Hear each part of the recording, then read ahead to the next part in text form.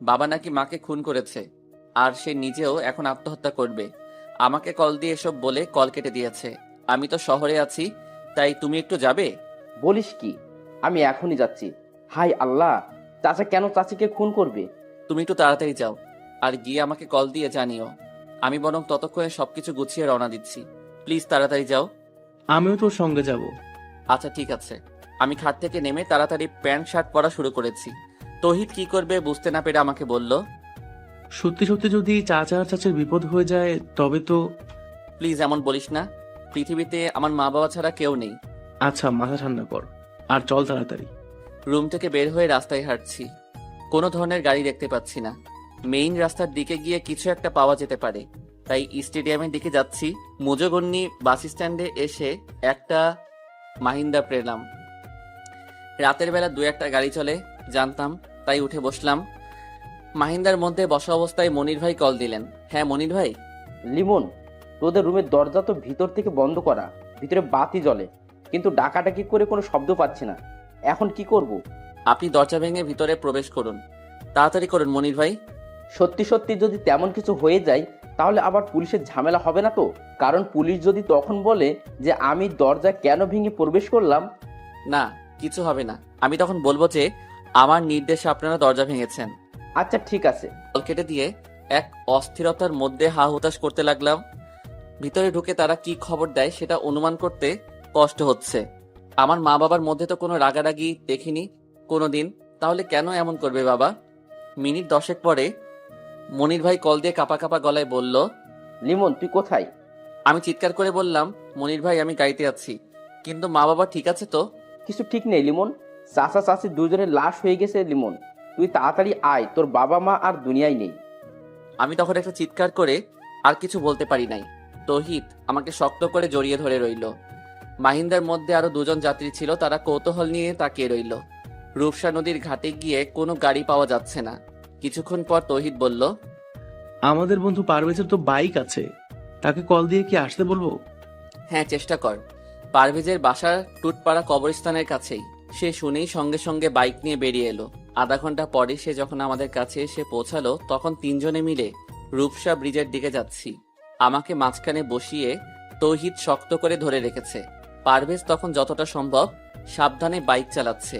পিরোজপুর গ্রামের বাড়িতে যখন পৌঁছালাম তখন দিনের আলো ফুটতে শুরু করেছে। এর মধ্যে আমাদের বাড়ি ভর্তি মানুষের আনাগোনা দেখা যাচ্ছে। ভোররাত থেকে যারা শুনেছে তারা সবাই চলে এসেছে। থানা থেকে পুলিশ এখনো আসেনি, তাই লাশ ঠিক সেভাবেই পড়ে আছে। মা বাবার শোবার ঘরে ফ্লোরে গলাকাটা মরদেহ অবস্থায় পড়ে আছে আমার প্রিয় মা। তারই কাছে গলাকাটা অবস্থায় পড়ে আছে বাবা, আর বাবার হাতের কাছে একটা ছুরি। দেখে মোটামুটি বোঝা যাচ্ছে যে বাবা নিজেই নিজের গলা কেটে ফেলেছে। কিন্তু কেন, কিসের জন্য? বাবার মনে তো এমন কোনো কষ্ট ছিল না যাতে করে সে এভাবে মাকে খুন করে নিজে আত্মহত্যা করতে পারে। তাহলে কারণ কি? আমার চিৎকারে তখন ঘরের দরজা জানালা সব ভেঙে যাবার উপক্রম। মনির ভাই, পারভেজ ও তৌহিদ মিলে আমাকে ধরে রাখতে ব্যস্ত। এমনটা কেন হয়ে গেল? আমি এখন কি নিয়ে বাঁচবো? কে আমাকে নিজের হাতে রান্না করে খাওয়াবে? আর কে আমার জন্য বাজারের শ্রেষ্ঠ মাছ কিনে নিয়ে আসবে? হঠাৎ করে চোখ বন্ধ হয়ে যাচ্ছে, সবকিছু চোখের সামনে ঘুরছে। মনে হচ্ছে জ্ঞান হারাচ্ছি। যদি কেউ চোখ মেলে তাকালাম তখন আমি শুয়ে আছি ঘরের সম্মুখের বারান্দায়। এই বিছানায় আমি বাড়িতে এলে ঘুমাতাম, আর বাড়িতে যখন থাকতাম না তখন বাবা বিকেলে বিকেলে এখানে দুপুরের পরে বিশ্রাম করত। বাবার শরীরে সেই পান খাওয়া গন্ধ নাকে আসছে। ধুম করে বিছানায় উঠে বসলাম। তৌহিদকে বললাম, মা বাবা কই? পুলিশ এসে নিয়ে গেছে। ময়না তদন্তের পরে নাকি আমাদের কাছে নিয়ে আসবে। অসম্ভব, আমার বাবা বলে গিয়েছে যেন তাদের লাশ কাটাছেঁড়া না করা হয়।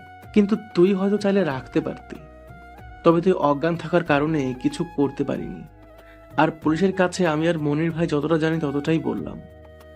তোর কাছে আঙ্কেল কল দিয়ে যা যা বলেছে তারপর আমরা দুজনে রওনা দিলাম। আর মনির ভাইদের দরজা ভেঙে ভিতরে প্রবেশ করার পর সবকিছু বললাম। এখন আমি আমার মা বাবার লাশ কাটাছেঁড়া থেকে রক্ষা করব কিভাবে? তুই চাইলে একবার চেষ্টা করতে পারিস। আঙ্কেল নিজে যদি আন্টিকে খুন করে নিজে আত্মঘাতী হয় তাহলে আর কাটাছেঁড়া করে কি হবে? আর বাইরে দুজন পুলিশ এখনো দাঁড়িয়ে আছে, তাদের সঙ্গে কথা বলে দেখতে পারিস। পুলিশের সঙ্গে আমি আবার সবকিছু বললাম। তারা চেয়ারম্যান সাহেবের কাছে খবর দিতে বলে দিল। আমি চেয়ারম্যানকে কল দিলাম। মনির ভাইয়ের কাছ থেকে নাম্বার নিলাম। চেয়ারম্যান সাহেব কিছুক্ষণ পর আমাদের বাড়িতে এলেন। তারপর আমি তাকে বললাম যে মা বাবার লাশ ময়না তদন্তের দরকার নেই। তিনি বললেন যে তাহলে এমপির সঙ্গে যোগাযোগ করবেন এবং তিনি থানায় বলে দেবেন। মানসিকতার এতটা খারাপ অবস্থা, তবুও অনেক ঝামেলার মাধ্যমে মা বাবার লাশ ময়না তদন্তের হাত থেকে রক্ষা করলাম। কিন্তু মনের মধ্যে সেই একটা প্রশ্ন ঘুরছে, বাবা এমনটা কেন করলো? মাগরিবের কিছুক্ষণ আগেই মা বাবার দাফন করা শেষ হয়ে গেল। বাড়ি থেকে বের হব, পথে গেটের কাছে রাস্তার পাশেই ডান হাতে একটু ফাঁকা জমি আছে। বছর খানেক আগে একদিন সেখানে কিছু সুপারি গাছের চারা রোপণ করার সময় মা আমার সঙ্গে বলেছিল, তোর বাবা আর আমি মারা গেলে আমাদেরকে এখানে কবর দিস লিমন। আমরা তো মানুষ বেশি নয়, তুই বাড়ি থেকে বের হবার সময় আমাদের কবরে সালাম দিয়ে বের হতে পারবি। আবার যখন বাড়িতে ফিরবি তখনও আমাদের সালাম দিয়ে বাড়িতে প্রবেশ করবি। রাস্তা দিয়ে যখন মসজিদের ইমাম কিংবা কোনো ভালো লোক হেঁটে যাবে তখন আমাদের জন্য দোয়া করবে। আমি সেদিন হেসেছিলাম, কারণ আমার বিশ্বাস ছিল আমার মা বাবা এখনো অনেকদিন বাঁচবে। আসলে পৃথিবীর প্রতিটি মায়ের সন্তানেরাই চায় তাদের মা বাবা চিরকাল বেঁচে থাকুক। মা বাবাকে সেখানেই কবর দিলাম। এখন আর চোখ দিয়ে পানি বের হচ্ছে না। দাফন কাজ শেষ করে সবাই চলে গেছে, শুধু আশেপাশের কিছু মানুষ আছে। মনির ভাই বরাবরই আমার কাছে বসে কান্না করছে।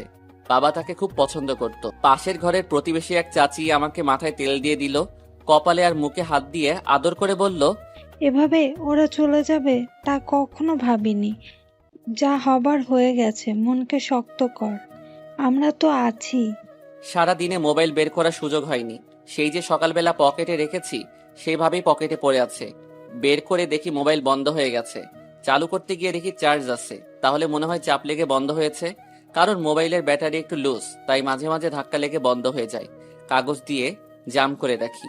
মোবাইল চালু করলাম, তারপর কল লিস্টে গিয়ে বাবার নাম্বারের দিকে তাকিয়ে রইলাম। গতকাল রাতেও এমন সময় খাবার খেয়ে কল দিয়ে কথা বলেছিলাম, মাত্র 24 ঘন্টা। ইস! হঠাৎ করে চোখ গেল উপরে মেসেজের চিহ্নের উপর। মেসেজ অপশনে গিয়ে দেখি অনেকগুলো মেসেজ। সচরাচর সিম কোম্পানির অজস্র অপ্রয়োজনীয় মেসেজের জন্য এখন মেসেজ চেক না করে ডিলিট করতাম, কিন্তু সেগুলোর মধ্যে বাবার নাম্বার দিয়ে একটা মেসেজ দেখে অবাক হলাম। গতকাল রাত 2:53 মেসেজ এসেছে, আর বাবা আমাকে কল করেছিল রাত 3:09। মেসেজ পড়ে আমার হাত কাঁপছে। লেখা আছে, তোকে বাঁচাতে গিয়ে তোর মাকে খুন করলাম এইমাত্র। 25 বছরের সংসার জীবনে যাকে আমি কখনো একটা চড়ও মারিনি, তাকেই একটু আগেই নিজের হাতে জবাই করেছি। এখন আমার নিজের গলায় কাটবো। ওরা সবাই এখন আমার চারিদিক দাঁড়িয়ে আছে। তোকে কল দিয়ে বাড়িতে আসার জন্য আমাকে বলেছে। আমি সেই ফাঁকে তোকে কল না দিয়ে আগে মেসেজ দিচ্ছি। ওদের বলেছি যে নাম্বার খুঁজে পাচ্ছি না, তোকে কল দিয়ে আমি হয়তো নিরুপায় হয়ে বাড়িতে আসতে বলবো, কিন্তু খবরদার তুই আসবি না। কারা এসব করছে সেটা তোর জানার দরকার নেই, কিন্তু তুই আর কোনোদিন গ্রামের বাড়িতে আসবি না বাবা, না হলে ওরা তোকে খুন করে ফেলবে। আমি চাই না যে আমাদের মৃত্যুর জন্য তুই প্রতিশোধ নিস, তাই সেই খুনিদের নাম বললাম না। আমি আর তোর মা তোর জন্য জীবন দিয়ে গেলাম। আমাদের স্বপ্ন ছিল তুই অনেক বড় হবি রে। আমাদের স্বপ্ন পূরণ করিস বাবা। আকাশে বসে যেন তোকে দেখে আমি আর তোর মা হাসতে পারি। বাবার মেসেজ দেখে শরীর কাঁপছে। আমি তো এই মেসেজ গতকাল দেখিনি। বাবা আমাকে গ্রামের বাড়িতে আসতে নিষেধ করেছে, কিন্তু আমি তো না জেনে চলে এসেছি। তাহলে কি আমাকে এখন তারা খুন করবে? কিন্তু কারা খুন করবে? শেষ রাতের দিকে আমাদের ঘরে আগুন লাগিয়ে দেয় শত্রুরা। আমার 3 জন তখন ঘুমাচ্ছিলাম। ঠিক তখনই তৌহিদ আগুন আগুন বলে চিৎকার করতে লাগলো। আচ্ছা, আরেকটু খুলে বলি। তৌহিদ ও পারভেজ দুজনেই মেসেজ পড়ে চমকে গেল। তৌহিদ আস্তে করে কানে কানে বলল, এই কথা কাউকে কিছু বলিস না, কারণ এখন তোর আশেপাশের সবাইকে শত্রু মনে করতে হবে। মনিরুল ভাইদের বাড়ি থেকে রাতের খাবার রান্না করে পাঠানো হয়েছে। তৌহিদ ও পারভেজ সেই খাবার খেয়েছে। আমাকেও তৌহিদ নিজের হাতে ভাত মেখে 2 লোকমা খাইয়ে দিল। সমস্ত ঘরের মধ্যে মা বাবার স্মৃতি জড়িয়ে আছে। রাতের বেলা আমি তৌহিদ ও পারভেজ একসঙ্গে ঘুমালাম। মনির ভাই থাকতে চেয়েছিলেন, কিন্তু আমরা নিষেধ করেছি। রাত 10টার দিকে আমার স্কুলের শিক্ষক এসেছিলেন দেখা করতে। অনেক কিছু উপদেশ দিয়ে 25-30 মিনিট পরে বিদায় নিয়ে চলে গেলেন। কারা হতে পারে সেই খুনের আসামি? আমাকে মারার জন্য কেন তাদের পরিকল্পনা? বাবা কেন আমাকে এসব থেকে আলাদা হতে বলল? লিমন, তুই ঘুমানোর চেষ্টা কর বন্ধু। আমি আর তুই জেগে আছি। যদি সত্যিই কেউ তোদের শত্রু থাকে তাহলে অবশ্যই হামলা করতে পারে। কিন্তু কেন করবে এমন? আমার তো কোনো শত্রু নেই, আর তাছাড়া আমরা কারো ক্ষতি করিনি কোনোদিন। দোস্ত, আজকাল ভালো মানুষদের ধ্বংস করার জন্য পৃথিবীতে অনেক খারাপ মানুষ আছে রে। নিশ্চয়ই এখানে অনেক বড় কিছু ঘটনা আছে, তাই সেটা আমাদের খুঁজে বের করতে হবে। কিন্তু বাবা তো আমাকে গ্রামে আসতে নিষেধ করেছে, তাহলে কি বাবার শেষ অনুরোধ রাখতে পারবো না? তুই নিজে গ্রাম ত্যাগ করবি, কিন্তু গোয়েন্দা বা সিআইডি মোতায়েন করতে হবে। তারা অবশ্যই এই রহস্যের উন্মোচন করতে সক্ষম হবে, তখন সবকিছু পরিষ্কার হবে। এরপরই আমরা চুপচাপ শুয়ে রইলাম। বাইরে ও ঘরের মধ্যে বৈদ্যুতিক বাতি জ্বলছে। মা বাবার কত স্মৃতি মনে পড়ে যাচ্ছে। চোখ বেয়ে অজান্তেই অগোচরে পানি বের হয়ে আসছে। এইভাবেই কখন চোখ বন্ধ করে ছিলাম জানি না, কিন্তু হঠাৎ করে তৌহিদের মুখে আগুন আগুন চিৎকার শুনে খুব ভয় পেয়ে বিছানায় বসলাম। দোস্ত, তাড়াতাড়ি বের হতে হবে, নাইলে সবাই আগুনে পুড়ে মারা যাবে। কিন্তু আমরা যখন দরজা খুলে বের হতে যাব, তখন দেখি দরজা বাহির থেকে বন্ধ করা। 3টা দরজা দিয়ে বাহির হওয়া যায়, কিন্তু সবগুলোই বাহির থেকে বন্ধ করে রাখা হয়েছে। গতকাল যেই পিছনের দরজা ভেঙে মনির ভাই প্রবেশ করেছিল, সেটা আজকে একদম ভালো করে পেরেক ঠুকে বন্ধ করে দিয়েছি। কিছু বাকি 2টি দরজা কারা বন্ধ করলো? আমাকে যারা খুন করতে চায় তারা কি এসব করছে? পশ্চিমে একটা নড়বড়ে জানালা ছিল, সেটাই এক ধাক্কা দিয়ে ভেঙে দিল পারভেজ। তারপর আমি, পারভেজ ও তৌহিদ বেরিয়ে গেলাম। আগুন সেই সময় প্রায় সমস্ত টিনের চালে ছড়িয়ে গেছে। ইটের দেয়াল হলেও কাঠ আর টিনের চালের ছাউনি দিয়ে ঘেরা ঘরটা চোখের সামনে পড়ছে। তৌহিদ ও পারভেজ দুজনেই সামনের দরজা বাহির থেকে খুলে পারভেজের বাইক বের করলো। আরো কিছু জিনিসপত্র বের করতে চেয়েছিল, কিন্তু পরিস্থিতি খুবই অস্বাভাবিক। আবারও সেই চিৎকার চেঁচামেচি শুনে গভীর রাতে অনেকেই ছুটে এসেছে। পানি ঢেলে আগুন নিভে যাবে, তাই পানি নিয়ে ব্যস্ত অনেকে। আমি শুধু ঘরের সামনের আম গাছের গোড়ায় ঘাপটি মেরে বসে রইলাম। সকালবেলা পুলিশ এসেছে, আবার চেয়ারম্যান সাহেব নিজেও উপস্থিত হয়েছেন, কিন্তু মা বাবার স্মৃতি বিজড়িত ঘরটা দাঁড়িয়ে আছে পোড়া এক বীভৎস রূপ ধরে। আপনারা তখন কোথায় ছিলেন? আগুনের ঘটনা প্রথম কে দেখে? জি স্যার, আমি প্রথমে দেখতে পেয়েছি। আমার কান খুব পাতলা, ঘুমের মধ্যে পাগা নড়া শব্দটাও কানে আসে। আমি যখন শুনি যে টিন পড়ছে আর স্ক্রু একটা একটা করে পটপট করে ছুটছে, তখন চিৎকার করেছি। আপনারা বাইরে বের হওয়ার পর কেউ কি তখন এখানে ছিল বা আক্রমণ করতে চেয়েছিল? না স্যার, তেমন কিছু নয়। আমরা তো এখানে সম্পূর্ণ ফাঁকা দেখেছি। আচ্ছা লিমন সাহেব, আপনার মা বাবার সঙ্গে কারো শত্রুতা ছিল? যেহেতু এখন একটা আক্রমণ হয়েছে, তাও আমরা কিছু শত্রুদের সন্দেহ করি। তেমন কোনো শত্রু নেই যারা খুন করবে। আমরা সবসময় ঝামেলা এড়িয়ে চলতাম। জমি জমা নিয়ে কারো সঙ্গে কোনো বিবাদ ছিল নিজেদের মধ্যে বংশগত ব্যাপারে? দলিল চাচার সঙ্গে পূর্বপাড়ায় একটা রাস্তার পাশের জমি নিয়ে মামলা চলে। তবে বাবা সপ্তাহখানিক আগে বলছিল যে জলিল চাচা নাকি আমাদের জমি ফিরিয়ে দিতে রাজি হয়েছে। এমন তো হতে পারে সেই জলিল পরিকল্পনা করে ইচ্ছে করেই জমি ছেড়েছে, কারণ মনে মনে একদম খুন করার ষড়যন্ত্র ছিল। আমি সেটা জানি না। আপনার কি ধারণা, আপনার মা বাবা দুজনে আত্মহত্যা করেছে নাকি খুন করা হয়েছে? হ্যাঁ স্যার, লিমনের বাবা আমাকে কল করার আগে একটা মেসেজ দিয়েছিল, কিন্তু সেই মেসেজ চেক করা হয় নাই বলে জানতাম না। তাকে কেউ খুব ভয় দেখিয়ে আত্মহত্যা করতে বাধ্য করেছে। ও মাই গড, বলেন কি? দারোগা সাহেব মেসেজটি জোরে জোরে পড়লেন। চেয়ারম্যান সাহেব গভীর চিন্তার মধ্যে হারিয়ে গেল, সেটা বোঝা যাচ্ছে। জলিল মিয়াকে ভালো করে জিজ্ঞেস করতে হবে বলে দারোগা সাহেব বাজারে চলে গেলেন। দুপুর পর্যন্ত অনেকেই আমাদের বাড়িতে ছিলেন। দুপুরে খাবার খেলাম প্রতিবেশী মনু আর কাকার বাড়িতে। কাকিমা রান্না করে ডেকেছিল, কিন্তু আমি যাইনি বলে পাঠিয়ে দিয়েছে। বিকেলের দিকে পারভেজ খুলনা চলে গেল, তবে আমাকে নিয়ে যাবার খুব চেষ্টা করেছে।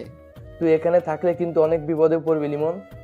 তার চেয়ে খুলনা বরং শহরে চল তাড়াতাড়ি, তাহলে সেখানে মোটামুটি নিরাপত্তা আছে। কিন্তু সেখানে আঙ্কেল নিজে তোকে আসতে নিষেধ করেছে। সেখানে তুই কি করবি দোস্ত? নিজের জীবনের বিপদ ডেকে এনে ভুল করিস না বন্ধু, চল আমার সঙ্গে। আমি রহস্যের শেষ দেখে যেতে চাই পারভেজ। কারা আমার মা বাবার সর্বনাশ করেছে, আমি সেই গোপনীয় সবকিছু পরিষ্কার করতে চাই, না হলে শান্তি নেই। তুই বরং সাজু ভাইয়ের সাহায্য নিতে পারিস। তোর মনে আছে সাজু ভাইয়ের কথা? হ্যাঁ, মনে আছে। কিন্তু তিনি কি আসবেন আমার মা বাবার খুনের রহস্য বের করতে? আমাকে কে বা কারা খুন করতে চায় সেই রহস্যের উন্মোচন কি সাজু ভাই করতে পারবে? আমার বিশ্বাস তিনি পারবেন, কারণ সাজু ভাই হচ্ছে ঠান্ডা মাথার এক রোমান্টিক মানুষ। সকলের সঙ্গে কত সুন্দর মিল, তাই না? সেবার যখন তিনি খুলনা এসেছিলেন তোমাদের ম্যাচের মধ্যে, তখন তো আমরা সবাই দেখা করতে। সাজু ভাই, সজীব ভাই, শফিক ভাই আর রকি ভাই এরা সবাই যে রুমে থাকতো, এখন আমরা সেই রুমেই থাকি। বললাম, ঠিক আছে পারভেজ, তুই বরং এখন সন্ধ্যা হবার আগে চলে যা। আমি আর তৌহিদ আগামীকাল সকালে খুলনা আসবো। তারপর সাজু ভাইয়ের সঙ্গে যোগাযোগ করে সবকিছু তাকে জানাবো। তাহলে রাতে থাকতে হবে কেন? মনির ভাই বললেন যে আজকে নাকি রাতের বেলা তিনি কিছু জরুরি কাগজপত্র দেখাবেন, সবকিছু আমাদের জমি জমার বিষয়ে, আর সেই সঙ্গে কিছু গোপনীয় কথা জানাতে চাই। তাহলে এখন দিনের বেলা সমস্যা কি? আমরা যে কতটা বিপদের মধ্যে তা কি সে জানে না? তাদের বাড়িতে সমস্যা হবে না পারভেজ, আর শুধু শুধু চিন্তা করিস না তো। ঠিক আছে, সাবধানে থাকিস, আর আগামীকাল সকালে উঠে রওনা দিস লিমন। আচ্ছা ঠিক আছে। সন্ধ্যার খানিকটা আগে বাজারের মধ্যে গেলাম আমি আর তৌহিদ। কিছুক্ষণ দাঁড়িয়ে থাকার পর একদম কর্নারের হোটেলের মালিক শাহজাহান কাকা আমাকে ডাকলেন। আমি তার কাছে যেতেই তিনি আমাকে নিয়ে হোটেলের পিছনে গেলেন। তার সঙ্গে সঙ্গে আমিও গেলাম। তোমার মা বাবার ঘটনার জন্য সবাই স্তব্ধ হয়ে গেছে, তাই সান্ত্বনা দেওয়ার ভাষা জানা নেই। কিন্তু তোমাকে কিছু গোপনীয় কথা জানাতে চাই, মনোযোগ দিয়ে শুনবে, তবে আমার কথা কাউকে বলবে না। কি কথা শাহজাহান কাকা? তোমার জলিল চাচার সঙ্গে ওপারে যে জমি নিয়ে মামলা ছিল, সেটা কেন শেষ হয়েছে জানো? না তো। তোমার বাবা জলিল মিয়াকে ওই জমির জন্য টাকা দিয়েছে নতুন করে। কিন্তু ওটা তো আমাদের জমি, তাহলে কেন বাবা আবার টাকা দিবে? কারণ জমিটা নাকি তোমার খুব পছন্দের। তুমি নাকি সেখানে একটা পার্কের মতো মনোরম স্থান বানিয়ে বাগান করতে চাও। হ্যাঁ, কিন্তু তোমার বাবা আমাকে বলেছিলেন যে তোমার নাকি খুব ইচ্ছে ওখানে বাগান করবে, তাই তিনি অনেক চেষ্টা করেও জমিটা রক্ষা করতে চেয়েছে, কিন্তু নিজেই। জমির বিনিময়ে যদি জলিল চাচা টাকা নিয়ে থাকে, তাহলে আবার ঝামেলা কিসের? সেখানেই ঝামেলা লিমন। আমি তো হোটেলের মানুষ, তাই অনেক কিছু জানি। কারণ বাংলাদেশের মধ্যে হোটেল বা চায়ের দোকানে সবচেয়ে বেশি আলোচনা হয়, দলীয় বা বিরোধী দলীয় সকল পক্ষের কথা জানা যায়। সকালে এক গ্রুপ আর বিকেলে অন্য গ্রুপ। আপনি কি তেমন কিছু জানেন? না বাবা, তবে আমারও পরিবার আছে, তাই বেশি কিছু বলে বিপদে পড়তে চাই না। যতটুকু বললাম ততটুকু দিয়ে খুঁড়তে আরম্ভ করো। কিছু খুঁড়তে আরম্ভ করো, সাপ এমনিতেই বের হবে। এতটুকু লিখে একটু দম নিল লিমন। তারপর আবারও লিখতে আরম্ভ করলো। বাজার থেকে আমি, তৌহিদ আর মনিরুল ভাই ফিরে আসলাম। জলিল চাচার কথা কাউকে কিছু বলিনি এখনো। সাজু ভাই, আমি শুধু আপনার কাছে এগুলো জানিয়ে দিচ্ছি। বাড়িতে ফিরে এসে বারবার মনে হচ্ছে যে বিকেলে পারভেজের সঙ্গে চলে গেলে ভালো হতো, কারণ রাত যতই গভীর হচ্ছে ততই ভয় লাগছে। সবাই খাবার খেয়ে এখন ঘুমিয়ে আছে। রাত 11টা পেরিয়ে গেছে, আর গ্রামের বাড়িতে রাত 11টা মানে হচ্ছে অনেক রাত্রি। আমার কেন যেন মনে হচ্ছে আজকে রাতের মধ্যে আমারও কিছু একটা হয়ে যাবে। তেমন কোনো কারণ নেই, তবে বারবার সেটাই মনে হচ্ছে। হয়তো মনের ভয়, কিন্তু মনে হচ্ছে সেটা সত্যি। তাছাড়া ক্ষুদ্র একটা কারণ আছে। একটু আগে হঠাৎ করে জানালার পর্দার আড়ালে কাউকে দাঁড়িয়ে থাকতে দেখেছি। আমি আস্তে আস্তে জানালার কাছে গেলাম, আর তখন কারো পায়ের শব্দ দ্রুত সরে যেতে শুনতে পেলাম। তৌহিদকে সেই কথা বললাম, কিন্তু সে তেমন গুরুত্ব না দিয়ে ঘুমিয়ে আছে। গতকাল আর পরশু রাতে বেচারা ভালো ঘুমাতে পারে নাই, তাই এখন মনে হয় তাকে ঘুমে গ্রাস করেছে। আমি অবশ্য চাইলে ঘুমাতে পারি না। তাছাড়া জানালার ঘটনাটা খুব ভাবাচ্ছে আমাকে, তাই যতক্ষণ সম্ভব জাগ্রত হয়ে থাকতে চাই। পরশু রাত 3টায় বাবার সেই কল করার পর থেকে যা যা ঘটেছে সব কিছু সাজিয়ে লিখে দিলাম সাজু ভাই। সত্যি বলছি, আমার খুব ভয় করছে। যদি রাতের মধ্যে বা যে কোনো সময় আমি খুন হয়ে যাই, তাহলে সেই খুন আর মা বাবার খুনের রহস্য বের করার দায়িত্ব আপনার। আপনার এক ছোট ভাই হয়ে সেই দায়িত্ব আপনাকে দিলাম। আশা করি আপনি আসবেন। আমার বন্ধু পারভেজ, তৌহিদ ও আমার নিজের নাম্বার দিয়ে রাখলাম। যদি তৌহিদও আমার নাম্বারে না পান, তাহলে পারভেজের নাম্বারে কল দেবার অনুরোধ রইল। ইতি মোহাম্মদ লিমন, পিরোজপুর। গতকাল রাতে সাজু ভাইয়ের শরীর অসুস্থ ছিল, তাই তাড়াতাড়ি ঘুমিয়ে গেছিল। আর সকালবেলা অনেক দেরি করে ঘুম থেকে উঠেছে। তারপর ফ্রেশ হয়ে মোবাইলের মেসেঞ্জারে আসতে প্রায় দুপুর 12টা। অনেক পাঠক পাঠিকার মেসেজ এসে জমা হয়েছে। কেউ কেউ এখনো অ্যাক্টিভ, আবার অনেকে আনঅ্যাক্টিভ। সবগুলোর একটু সংক্ষিপ্ত রিপ্লাই করতে করতে হঠাৎ করে গতকাল রাত 12টার মেসেজ চোখে পড়ল। এমডি লিমন আইডি দিয়ে এত বড় একটা মেসেজ এসেছে, সম্পূর্ণ ঘটনা এখানে বর্ণনা করা। সে রাত 3টায় কল দিয়ে কথা বলা, শুরু থেকে গতকাল রাত পর্যন্ত ঘটে যাওয়া ঘটনার বর্ণনা। খুব মনোযোগ সহকারে সম্পূর্ণ ঘটনা পড়ল সাজু ভাই। তারপর বেশ কিছু সময় চোখ বন্ধ করে কিছু ভাবতে লাগলো। তৌহিদ ও লিমন দুজনের নাম্বার সত্যি সত্যি বন্ধ দেখাচ্ছে, তাই পারভেজের নাম্বারে কল দিল সাজু ভাই। বেলা তখন দুপুর 12টা 34। আসসালামু আলাইকুম, কে বলছেন? ওয়ালাইকুম আসসালাম, সাজু ভাই বলছি। তুমি কি লিমনের বন্ধু পারভেজ? জি ভাই, কেমন আছেন ভাইজান? আপনার কথা গতকাল রাতেও লিমনের সঙ্গে আলোচনা করেছি, কিন্তু আপনি নিজেই আজকে আমাকে কল দিলেন। ভাইজান, আমার বন্ধু খুব বিপদ, একটু সাহায্য করবেন? তোমার বন্ধু লিমন গতকাল রাতে আমাকে সম্পূর্ণ ঘটনা টেক্সট করেছে, কিন্তু আমি একটু অসুস্থ, তাই রাতে রিপ্লাই করতে পারিনি, আর সকালেও অনলাইনে ছিলাম না। তোমার বন্ধু লিমন কেমন আছে? ভাই, একটুও ভালো না। কেন? আজকে সকালে তো তৌহিদ আর লিমন শহরে যাবার কথা, যায়নি? না ভাই, গতকাল রাতে ওদের দুজনকে কারা যেন গায়েব করে দিছে। সরাসরি খুন করিনি, কিন্তু ধরে নিয়ে গেছে। দরজা ভিতর থেকে বন্ধ করা আছে, কিন্তু সেই বাড়িটা মাটি দিয়ে উঁচু করে তার উপর কাঠ দিয়ে নির্মাণ করা, তাই কাঠের নিচ থেকে মাটি খুঁড়ে রুমে ঢুকেছে। মাটি খোঁড়ার চিহ্ন এখনো পড়ে আছে, কিন্তু ওদের কোথাও খুঁজে পাওয়া যাচ্ছে না। তাহলে কি সেই মনিরুল লোকটার মধ্যে কোনো গন্ডগোল আছে? না সাজু ভাই, কারণ সকালবেলা পুকুরের মধ্যে পানিতে ভাসমান অবস্থায় মনিরুল ভাইয়ের লাশ পাওয়া গেছে। মনিরুল ভাইকে খুন করে ওদেরকে কিডন্যাপ করেছে। এলাকা ভয়ঙ্কর হয়ে গেছে। কি? লিমনের মা বাবা দুইজনে কবরের মাঝখানে একটা কাগজ পাওয়া গেছে, সেই কাগজে লেখা আছে, সরি আব্বাজান। কেউ ভাবছে লিমন আর তৌহিদ খুন করে এখান থেকে পালিয়ে গেছে, আবার কেউ বলছে তাহলে ওভাবে দরজা না খুলে মাটি খুঁড়ে বের হব, তো উপযুক্ত কারণ পাচ্ছি না। কিন্তু সকল মানুষের কথা কানে না নিয়ে সরাসরি গিয়ে সাজু দেখতে যাচ্ছে। সাজুদের গ্রামের বাড়ি বাগেরহাট, যেহেতু তাদের পাশের জেলা হচ্ছে পিরোজপুর, তাই সরাসরি সে আগে বাড়িতে যাবে।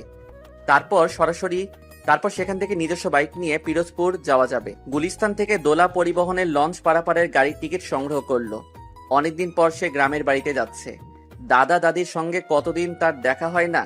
যেহেতু লঞ্চ পারাপারের গাড়ি, তাই ফেরির মধ্যে অপেক্ষা করার ঝামেলা নেই।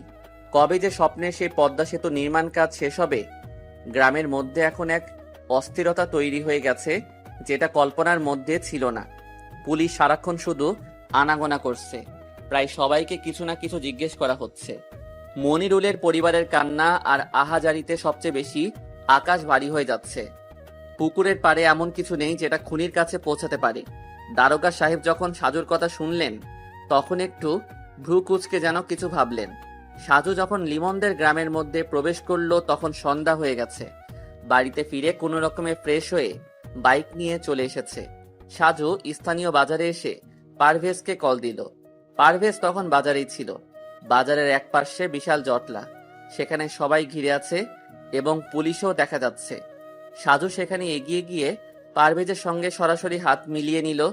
তারপর যখন জানতে পারল যে তৌহিদ ফিরে এসেছে, তখন অবাক হয়ে নিজেই সেদিকে এগিয়ে গেল। প্রায় ঘন্টাখানিক পরে পুলিশ তৌহিদকে নিয়ে থানায় রওনা দিল। তার আগে সাজু ভাই একবার মনিরুল আর লিমনদের ঘর দেখে এসেছেন। সব মোটামুটি ঠিক আছে, কিন্তু মনিরুলদের বাড়িতে যে ঘরে লিমন আর তৌহিদ ছিল, সেখানে মাটি খুঁড়ে বের হবার স্থান দেখে প্রশ্ন জাগলো। তখন সে বুঝতে পারছে যে সবগুলো প্রশ্নের উত্তর তৌহিদের কাছে পাওয়া যাবে।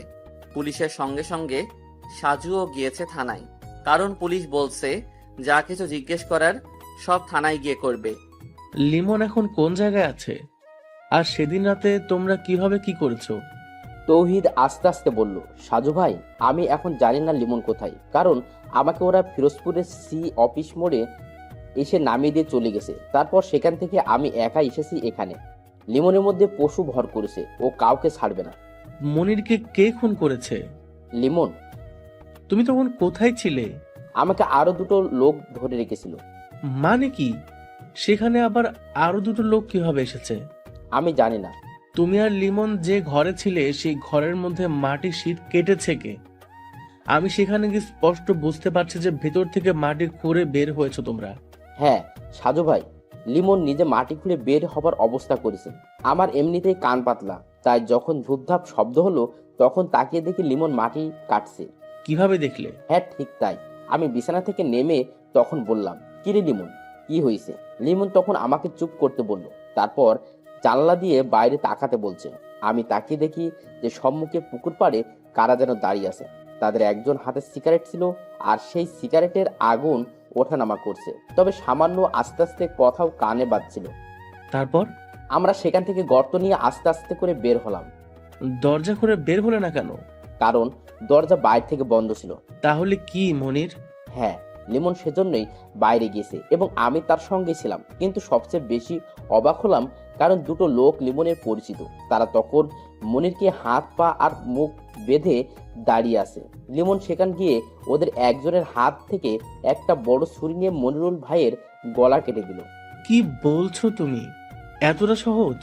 আর লিমনের সঙ্গে তাদের কিসের সম্পর্ক? আমি জানি না, আমি এতটা হতভম্ব হয়ে গেছি যে সেখানে অজ্ঞান হয়ে মাথা ঘুরে পড়লাম। আর তারপর যখন হুঁশ হয়েছে তখন আমি একটা টিন দিয়ে ছাউনি করা ঘরের মধ্যে বন্দি।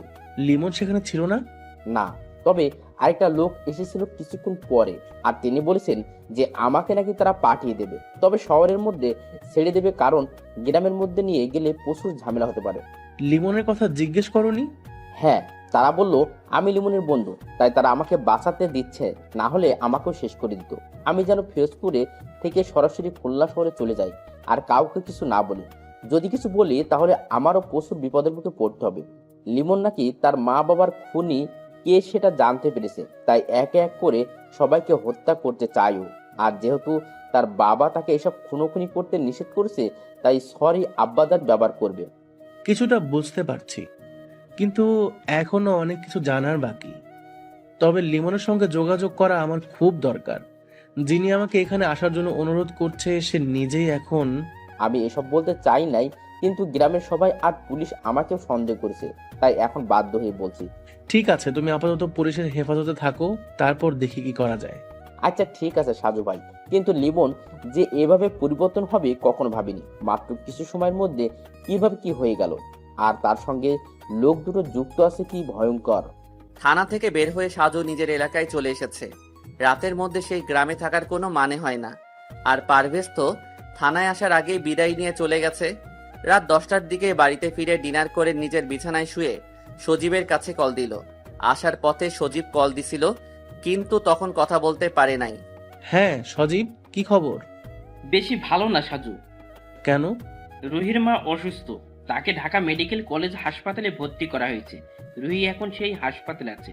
আমি তো চট্টগ্রামে আছি, আর তুই আজকে নাকি বাড়িতে গেলি। হ্যাঁ, পিরোজপুরে একটা মামলার মধ্যে জড়িয়ে যাওয়ার সম্ভাবনা আছে, তবে আগের চেয়ে এটা বেশ জটিল মনে হচ্ছে। কি রকম?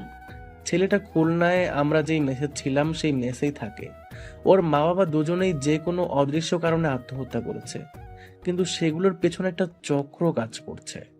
তাদের সন্দেহ করে এখন ওই ছেলে খুন করা শুরু করেছে। বেশি জটিল সমস্যা। হ্যাঁ, আর একা একা ভালো লাগে না। রকি বা তুই যে কোনো একজন সঙ্গী হলে ভালো হতো। তাহলে ছুটি নিয়ে আসবো নাকি? যদি পারিস তবে বেশ ভালো হবে। ঠিক আছে, কালকে অফিসে গিয়ে দেখি। অনেক ধন্যবাদ বন্ধু। আচ্ছা, তুই একটু সময় করে রুহির কাছে কল দিয়ে কথা বলিস। বেচারির বাবার তো তোর জন্য ফাঁসি হয়ে গেল, এখন তার মা অসুস্থ হয়ে গেছে, তাই খুব কান্না করছে। আচ্ছা ঠিক আছে। 3-4 দিন ধরে শরীরে হালকা জ্বর, গতকাল রাতে তাই তাড়াতাড়ি ঘুমিয়েছিল। আজকে ভ্রমণ করে আরো বেশি ক্লান্ত লাগছে, তাই বিছানায় শুয়ে একটু পরেই ঘুমিয়ে গেল সাজু ভাই। সকালবেলা 10:30টার দিকে ঘুম ভেঙে গেল, তাও আবার দাদির ডাকাডাকিতে। দাদির কাছে জানতে পারলো যে কে যেন তার সঙ্গে দেখা করতে এসেছে। বাহিরে এসে সাজু তাকে চিনতে পারছে না, তবে লোকটা বেশ বয়স্ক। বসে বসে তারা দাদার সঙ্গে গল্প করছে। সাজু মনে মনে ভাবলো, দাদা আবার নতুন করে বিয়ে দেবে নাকি। আসসালামু আলাইকুম। ওয়ালাইকুম আসসালাম, কেমন আছেন আপনি? জি আলহামদুলিল্লাহ, আপনি কেমন আছেন? আর আপনি কিন্তু আমার দাদার বয়সী, তাই নাতি হিসেবে তুমি করে বললে খুশি হব। ঠিক আছে, তাই হবে।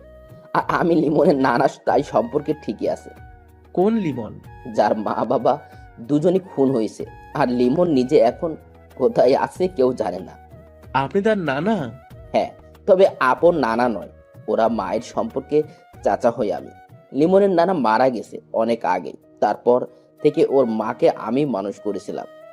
বুঝতে পেরেছি, কিন্তু আমি গতকালই লিমনের সেই মোটরসাইকেলওয়ালা বন্ধুর কাছে শুনেছি যে সে সাজু নামের এক গোয়েন্দা আসবে।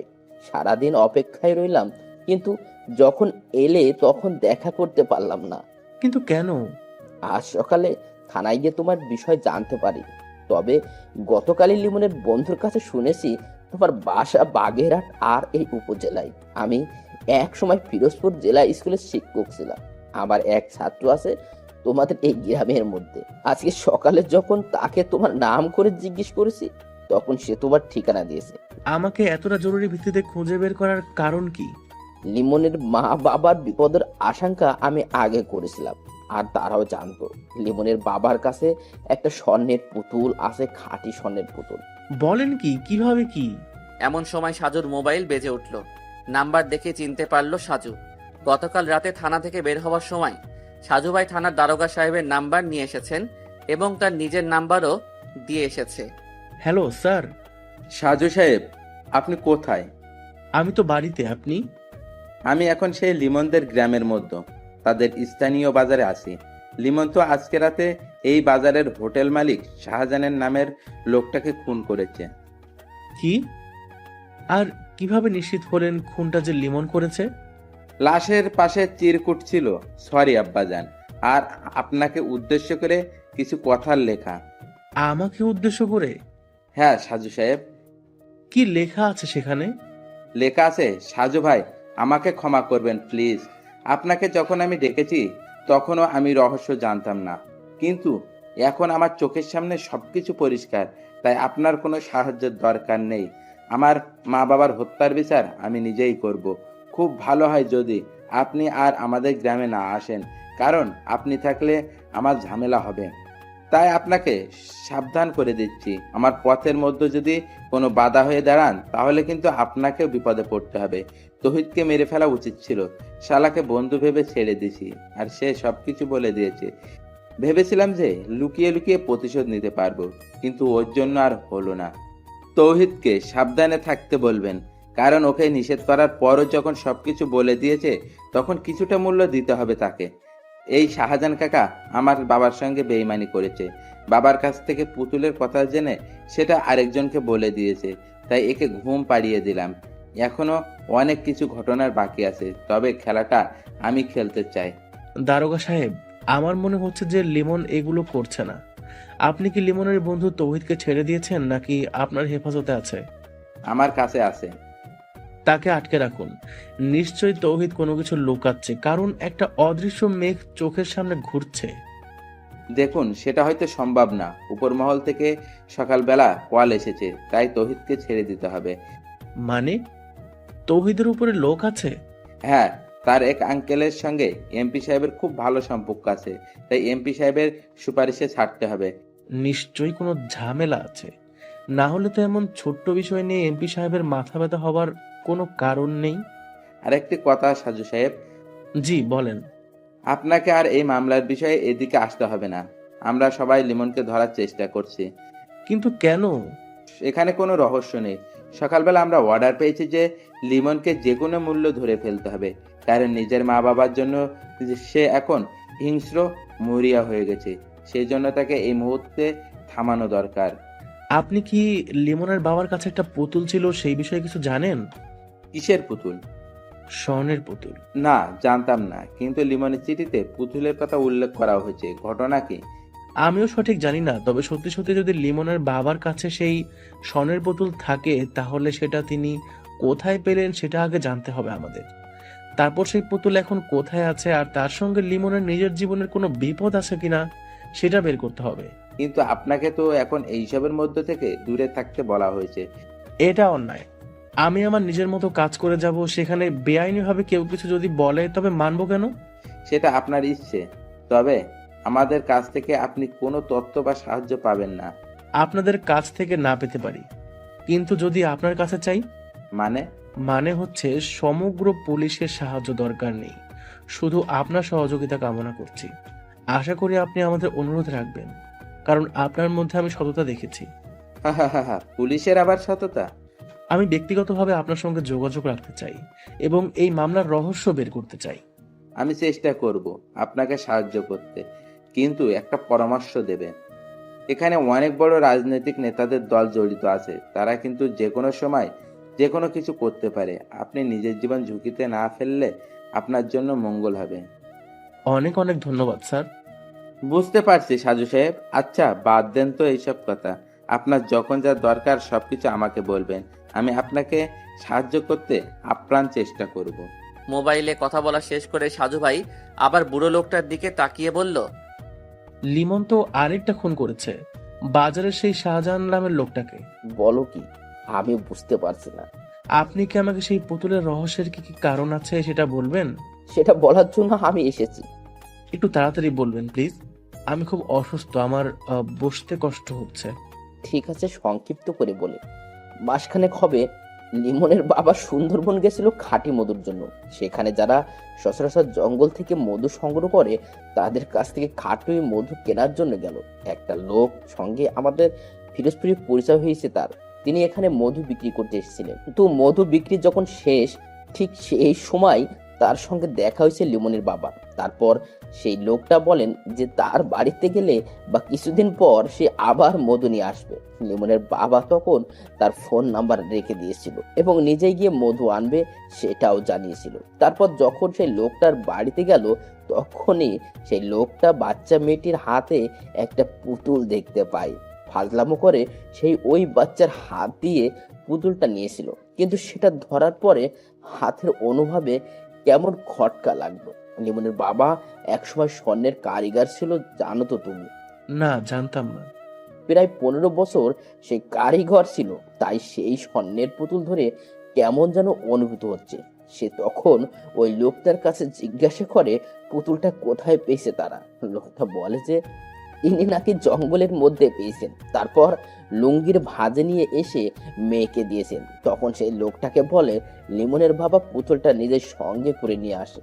তারপর ফিরোজপুর এসে নিজের পরিচিত পুরনো এক বন্ধুর কাছে গিয়ে সেটা পরীক্ষা করে, আর সেটাই ছিল তার চরম একটা ভুল। চরম ভুল কেন? কারণ সে যেহেতু কারিগর ছিল তাই চাইলে নিজের ঘরে বসে পরীক্ষা পান, কিন্তু যখন প্রমাণিত হয়েছে যে ওটা খাঁটি স্বর্ণ তখন তার সেই স্বর্ণকার বন্ধুর মনে শয়তানি আরম্ভ হয়ে গেল। কি রকম? এত বড় একটা স্বর্ণের পুতুল দেখে যে কেউ তো লোভে পড়তে পারে, স্বাভাবিক। তারপর? লিমনের বাবা তখন তার বন্ধুর কাছে সেই মধু বিক্রেতার কথা বলে দেয়। এটা ছিল দ্বিতীয় ভুল, কিন্তু বিশ্বস্ত বন্ধু তাই বলতে দ্বিধা করে নাই। সেই বন্ধু তখনই পরের দিন মধু বিক্রেতার কাছে চলে গেল, কারণ যেখানে ওটা পাওয়া গেছে সেখানে গিয়ে আরো সন্ধান করার জন্য। তারপর? মধু বিক্রেতা তখন কৌতূহলী হয়ে গেল আর বারবার কাহিনী জানতে চাইলো। তখনই তিনি সেই পুতুলটা যে স্বর্ণের পুতুল সেটা তাকে বলে দেয়। হায় আল্লাহ! তখন মধু বিক্রেতা চলে এলো লিমনদের গ্রামের বাড়িতে এবং খুঁজে বের করলো তাদের বাড়ি, কিন্তু লিমনের বাবা পুতুলের কথা অস্বীকার করেন এবং তাকে চলে যেতে বলে। তখন লোকটা গিয়ে সরাসরি চেয়ারম্যান সাহেবের কাছে সবকিছু খুলে বলে। এবার আরেক লোভের জিহ্বা চকচক করা শুরু করেছে। তিনি তখন লিমনের বাবাকে বাজারে ডেকে পাঠালেন এবং খুন হওয়া শাহজাহান ব্যাপারীর হোটেলে বসে সবকিছু তাকে জিজ্ঞাসা করে। আস্তে আস্তে কথাটা ছড়িয়ে গেল দুই একজন বড় বড় মানুষের কাছে, আর তারা ভিন্ন ভিন্ন সময়ে রাতের আধারে দেখতে করতে আসতো। কেউ কেউ হুমকি দিত, আবার কেউ ছলে বলে কৌশলে কথা বের করতে চাইতো। এসব নিয়ে তিনি টেনশন করতেন? হ্যাঁ, একদিন আমার কাছে গিয়ে বিস্তারিত সব খুলে বলে আর পুতুলটা আমাকে দেখায়। তখন সে বলেছিল তার বিপদের কথা, তাকে যে কোনো মুহূর্তে কিছু করে ফেলতে পারে সেই কথা। তাহলে তো লিমনের বাবাও লোভী মানুষ, কারণ তিনি এটা একা একা হজম করতে চায়। হ্যাঁ ঠিক, আমি তাকে সেটাই বোঝাতে চেষ্টা করেছি, কিন্তু সে আমাকে ভুল বুঝে চলে আসে। তারপর এর মাত্র 3 দিনের মাথায় এমন একটা মর্মান্তিক ঘটনা ঘটে গেল। সেই পুতুল কোথায় কেউ জানে? এখন পর্যন্ত না, লিমনের বাবা সেটা নিজে মনে হয় লুকিয়ে রেখেছে। এই সমস্ত ঘটনা পুলিশের কাছে না বলে কেন আমাকে বলতে এসেছেন জানতে পারি? পুলিশের ওপর বিশ্বাস নেই। আর তোমার বিষয়ে যখন জানলাম যে তুমি মোটামুটি বড়লোক বাবার সন্তান, তোমার বাবা লন্ডনে থাকে, আর তাছাড়া তুমি গোয়েন্দা, তাই বলতে ইচ্ছা করছিল হয়তো সেই খুনের রহস্য উন্মোচন করতে পারবে। তার তোমাকে সেই পুত্রের রহস্য নিয়ে এগোতে হবে। সেটাই তো বুঝতে পারছি না। আমি এখন আসি, বেলা প্রায় দুপুর পেরিয়ে গেল। না না, দুপুরে খাওয়া দাওয়া করে যান। না, আমি চলে যাব, কিন্তু অবশ্যই আবার তোমার সঙ্গে দেখা হবে।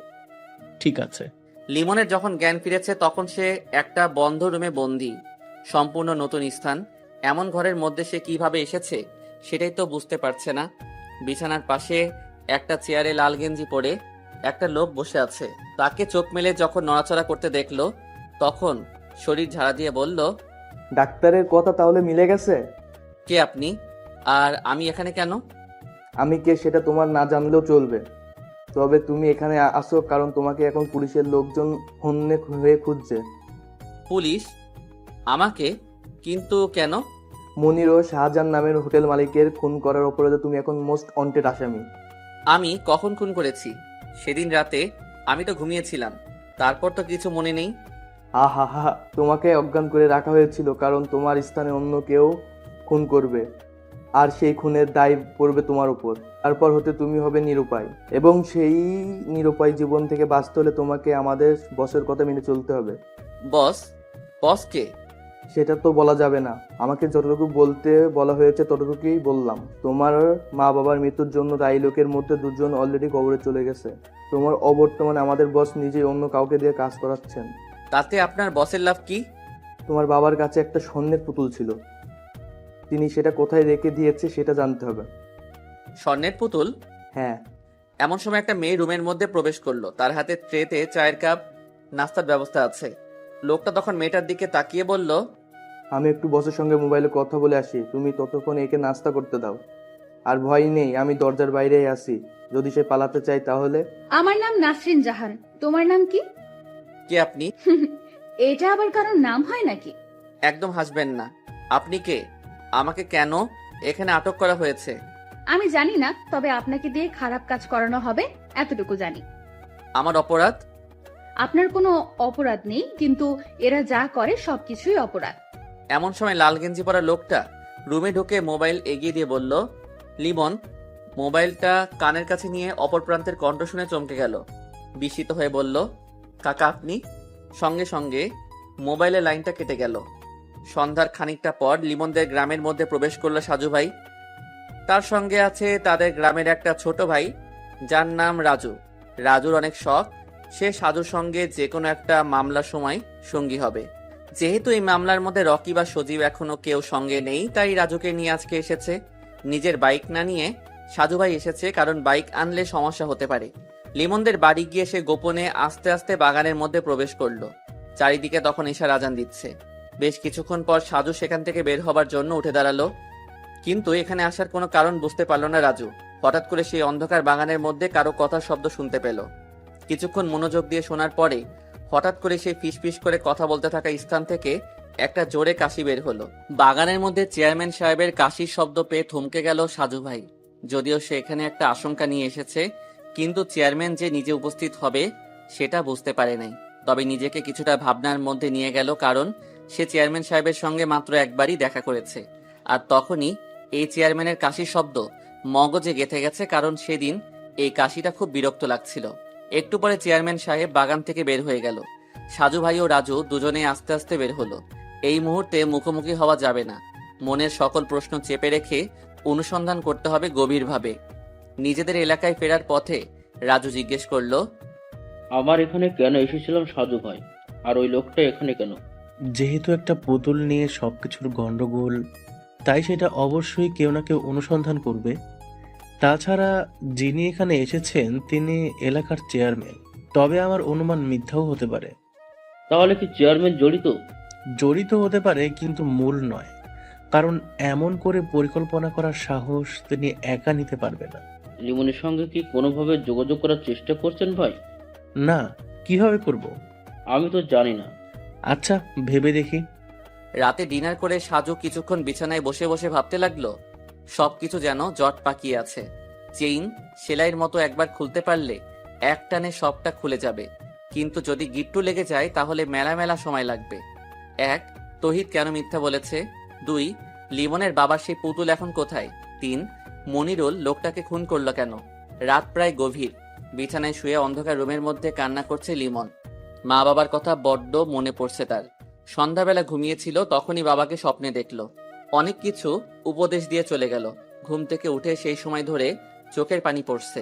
নিজে এখন অপরাধী হয়ে সবকিছুর জন্য দায়ী, অথচ সে কিছু জানেই না। দরজা খোলার ক্যাট করে শব্দ হলো। অন্ধকারে কেউ একজন দরজা খুলে প্রবেশ করলো। যিনি প্রবেশ করেছে তিনি হয়তো লুকিয়ে এসেছে, কারণ সে বাতি অন করে নাই। আস্তে করে বিছানার পাশে কিছুক্ষণ দাঁড়িয়ে রইল, তারপর একটা হাত এগিয়ে দিল লিমনের কপালে। মনে হচ্ছে সেই নাসরিন মেয়েটা এসেছে। লিমনের কপালে হাত দিয়ে কিছু বুঝতে চেষ্টা করলো, কিন্তু গালের কাছে হাত পড়তেই গাল ভেজা অনুভব করে মেয়েটা আস্তে করে বলল, আপনি কি জেগে আছেন? হ্যাঁ জেগে আছি, কিন্তু আপনি এত রাতে এখানে কেন? কি হয়েছে? দিনের বেলা স্বাধীনভাবে আসতে পারি নাই, তাই রাতে রাধারে লুকিয়ে এসেছি। আপনারা খুব খারাপ, আপনাদের সঙ্গে কথাই বলতে ইচ্ছে করে না। আচ্ছা, একটা প্রশ্ন করব। করেন। আপনি কি সেই যার মা বাবাকে পুতুলের জন্য পরিকল্পনা করে হত্যা করা হয়েছে? আমার মা বাবা মারা গেছে, এটা সত্যি, কিন্তু কি কারণে মারা গেছে জানি না। আমি সেটা জানার জন্য চেষ্টা করব, কিন্তু আমি তো বন্দি এখানে। আমিও একসময় আপনার মতো একটা খুবই সাধারণ মেয়ে ছিলাম, কিন্তু এদের চক্রের সঙ্গে জড়িয়ে গিয়ে আজ কতটা খারাপ। আপনারা আমাকে মুক্তি দেবেন কবে? জানি না, আমি শুধু এখানে রান্না করি আর সবার জন্য চা নাস্তা তৈরি করি। আপনাকেও কি কিডন্যাপ করেছে? হ্যাঁ, আমি ওদের এখানে বছর খানিক ধরে বন্দি আছি। কতটা কষ্ট হচ্ছে জানেন? কতদিন পেরিয়ে গেল, কিন্তু খোলা রাস্তায় হাঁটতে পারি না। আমারও বারবার আত্মহত্যা করতে ইচ্ছে করে, খুব খারাপ লাগছে। এটা ভুলেও মুখে আনবেন না। সময় সবকিছুই সমাধান করে দিবে, শুধু ধৈর্য ধরতে হবে আর নিজেকে সৎ রাখতে হবে, তাহলে ঠিকই একদিন নতুন সূর্যের দেখা হবে। আপনার সঙ্গে কথা বলে ভালো লেগেছে, তবে আপনাদের বসের পরিচয় জানতে চাই। সেটা আমিও জানি না। এরা সব সময় বস বস করে, কিন্তু আজও তাকে চিনতে পারিনি। নাকি মিথ্যা বলছেন? আচ্ছা, যা সত্যি তাই বললাম। আচ্ছা, আপনি মনে হয় বিরক্ত হচ্ছেন, পরে আবার কথা হবে। ভোরবেলা নামাজ পড়ে বারান্দার চেয়ারে বসে সামনে মাঠের দিকে তাকিয়ে আছে সাজু ভাই। বেশ চিন্তিত, মোবাইল হাতে নিয়ে বসে আছে। একটু আগে সজীব আর রুহি দুজনের নাম্বারে কল দিয়েছে, কিন্তু কেউ রিসিভ করে নাই। দুজনেই গতকাল রাতে তাকে কল দিয়েছে। যেহেতু রুহির মা অসুস্থ, তাই চিন্তা হচ্ছে।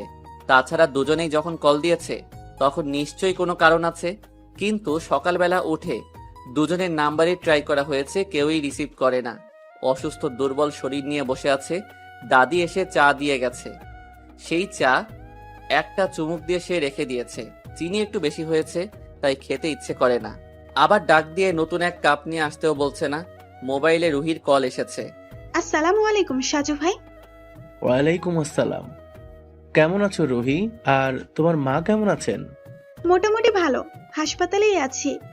গতকাল রাতে তুমি কল করেছিলে, আর সজীবও কল দিয়েছে, কিন্তু আমার শরীর অসুস্থ, তাই মোবাইল সাইলেন্ট করে ঘুমিয়ে গিয়েছিলাম। আপনি কি বেশি অসুস্থ? কাল রাতে সজীবকে আপনার কথা জিজ্ঞেস করেছিলাম, তখন সজীব বলল আপনি অসুস্থ। আর সজীব আপনাকে কল দিয়ে আমাকে কল করেছে। যখন বললে আপনি রিসিভ করেননি, তখন আমার আরো চিন্তা হতে লাগলো। এদিকে আপনি গতকাল গল্প পোস্ট করেন নাই। তুমি কি হাসপাতালে বসেও গল্প পড়ো? তাহলে পোস্ট করার সঙ্গে সঙ্গে একটু সুযোগ করে পড়া শুরু করি, কিন্তু গতকাল পোস্ট করেন নাই, তাই মেলা মেলা মন খারাপ। নতুন মামলার মধ্যে এমনিতে একটু ব্যস্ততা, আর তাছাড়া অসুস্থ আছি। বুঝলাম। সেজন্য সজীবের সঙ্গে কথা শেষ করে আপনাকে কল দিচ্ছিলাম, কিন্তু রিসিভ করতে পারেননি আপনি। ভাবছি গল্প লেখা বন্ধ রাখবো। কেন? কপি করে অনেকেই নিজের নামে পোস্ট করে, তখন আসল লেখক খুঁজে বের করা যায় না। সবাই তো জানে মোহাম্মদ সাইফুল ইসলাম ওরফে সাজু ভাই হচ্ছে আসল লেখক, তাহলে সেখানে আবার সমস্যা কি? সবাই জানে না, তবে অনেকেই তো জানে। আপনি তাদের কথা বাদ দিয়ে লেখা চালিয়ে যান সাজু ভাই, আর আমার মায়ের জন্য দোয়া করবেন প্লিজ। সব সময় দোয়া রইল। আর আমি ঢাকা থাকলে অবশ্যই দুবেলা করে দেখা করতাম। সজীব বলেছে সে নাকি আসবে। ওর নাকি ছুটি নেই। হ্যাঁ ভাই, তবে বলেছে যে বৃহস্পতিবার রাতে বাসে করে আসবে, সারাদিন হাসপাতালে থেকে আবার বিকেলে চলে যাবে। বাহ বাহ, রুহি সজীবের কি অসাধারণ প্রেম। আপনি না হলে কিন্তু আমাদের পরিচয় সম্ভব ছিল না সাজু ভাই। কপালে লেখা ছিল তাই তোমাদের পরিচয় হয়ে গেছে। সেখানে আমি কেবলমাত্র ওসিলা। তবে দোয়া করি দুজনেই বিয়ে করে সারা জীবন একসঙ্গে যেন ভালোবাসা নিয়ে থাকতে পারো। সকল বিপদের দিনগুলো যেন ধৈর্যের সঙ্গে অতিক্রম করতে পারো, সেই কামনা রইল। অনেক ধন্যবাদ সাজু ভাই। আর দিতে হবে না। সকাল 9টার দিকে দারোগা সাহেব কল দিয়ে বলল, সাজু সাহেব, একটু আগে তৌহিদকে ছেড়ে দিতে হয়েছে। সে এখন জেলের বাইরে, তাই তার দিকে লক্ষ্য রাখবেন। তারপর সাজু ভাই পারভেজের নাম্বারে কল দিয়ে তৌহিদের নাম্বার নিল। তৌহিদকে যখন কল দিল তখন তৌহিদ বাসের মধ্যে বসে আছে। হ্যালো, কে? তৌহিদ, আমি সাজু ভাই বলছি। তুমি এখন কোন জায়গায় আছো? ভাই, আমি বাসের মধ্যে বসে আছি। কোথায় যাও? বাড়িতে নাকি? না ভাই, খুলনায় মেসেজ যাচ্ছি। আমার গ্রামের বাড়িতে অলরেডি সবাই জেনে গেছে আমি জেলে ছিলাম। এই মুহূর্তে গ্রামের বাড়িতে যেতে লজ্জা করছে, তাই মেসের মধ্যে যাব। তুমি একটু সাবধানে থেকো, সবসময় বাহিরের মধ্যে ঘোরাঘুরি কম করবা। কেন সাজু ভাই? এমনিতেই বললাম। আর যদি কখনো মনে হয় যে তুমি বিপদে পড়তে যাচ্ছ, তাহলে সঙ্গে সঙ্গে আমাকে কল দিয়ে জানাবে। ঠিক আছে ভাই। রাখি তাহলে। আচ্ছা ঠিক আছে সাজু ভাই। আজকে আর কোথাও বের হতে ইচ্ছে করছে না। তাছাড়া যেহেতু লিমনদের গ্রামে গিয়ে তার জন্য অনুসন্ধান করা নিষিদ্ধ, তাই নতুন কোন উপায় সেই গ্রামের মধ্যে প্রবেশ করতে হবে।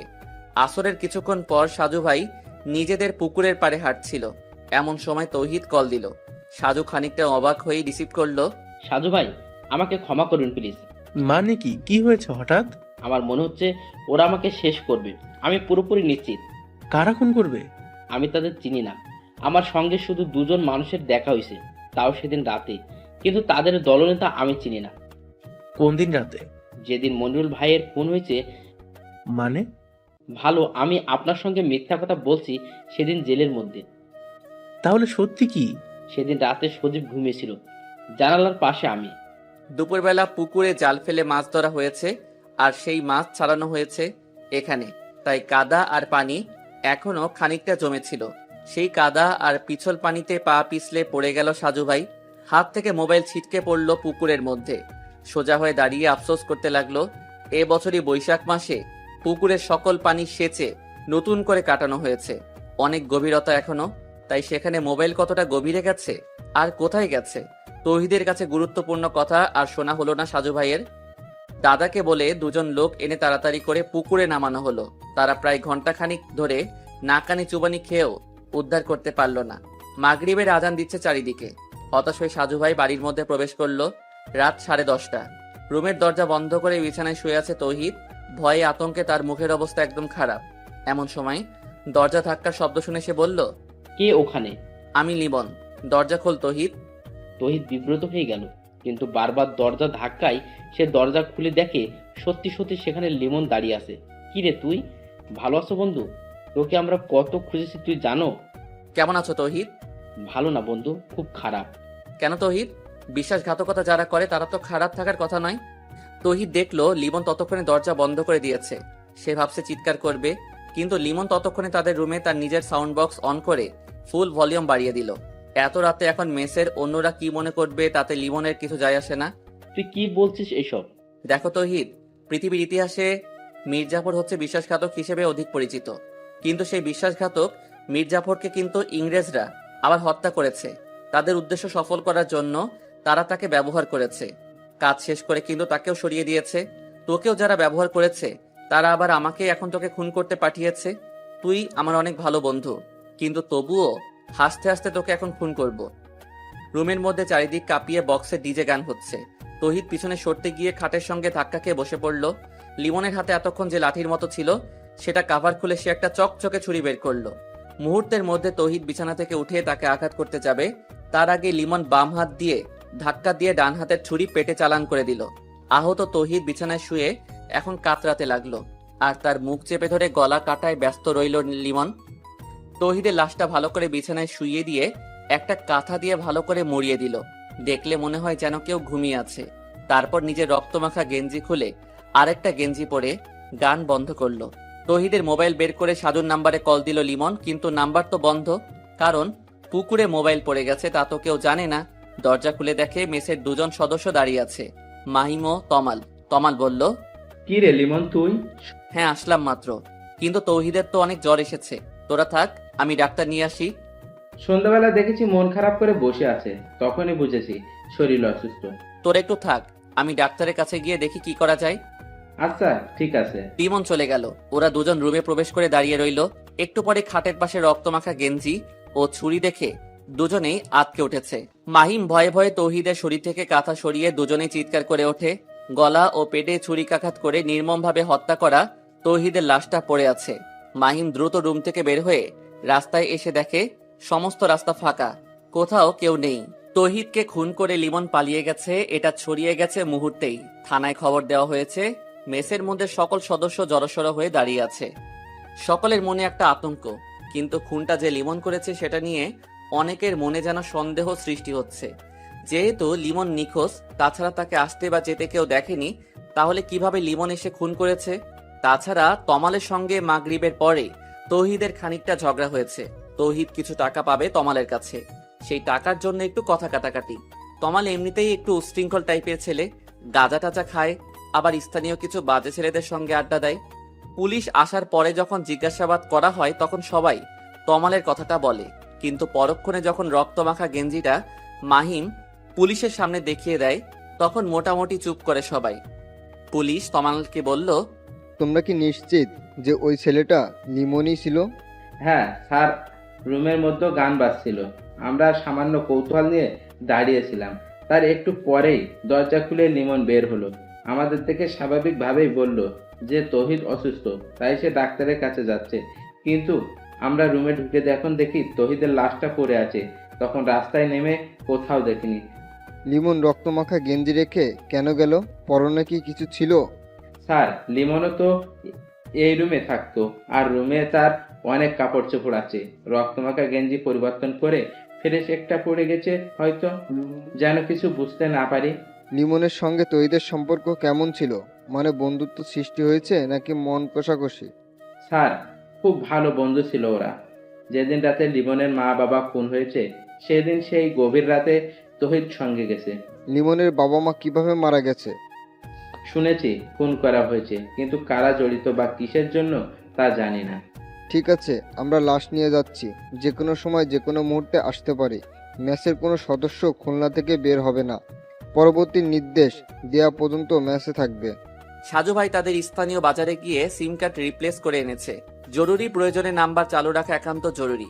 রাজু তাকে বলেছে যে সকল সিম নাকি রিপ্লেস করা যায় তাদের বাজারে, তাই রিপ্লেস করে এনেছে। বাড়িতে ফিরে দাদার মোবাইলে নিজের সিম লাগিয়ে নিল।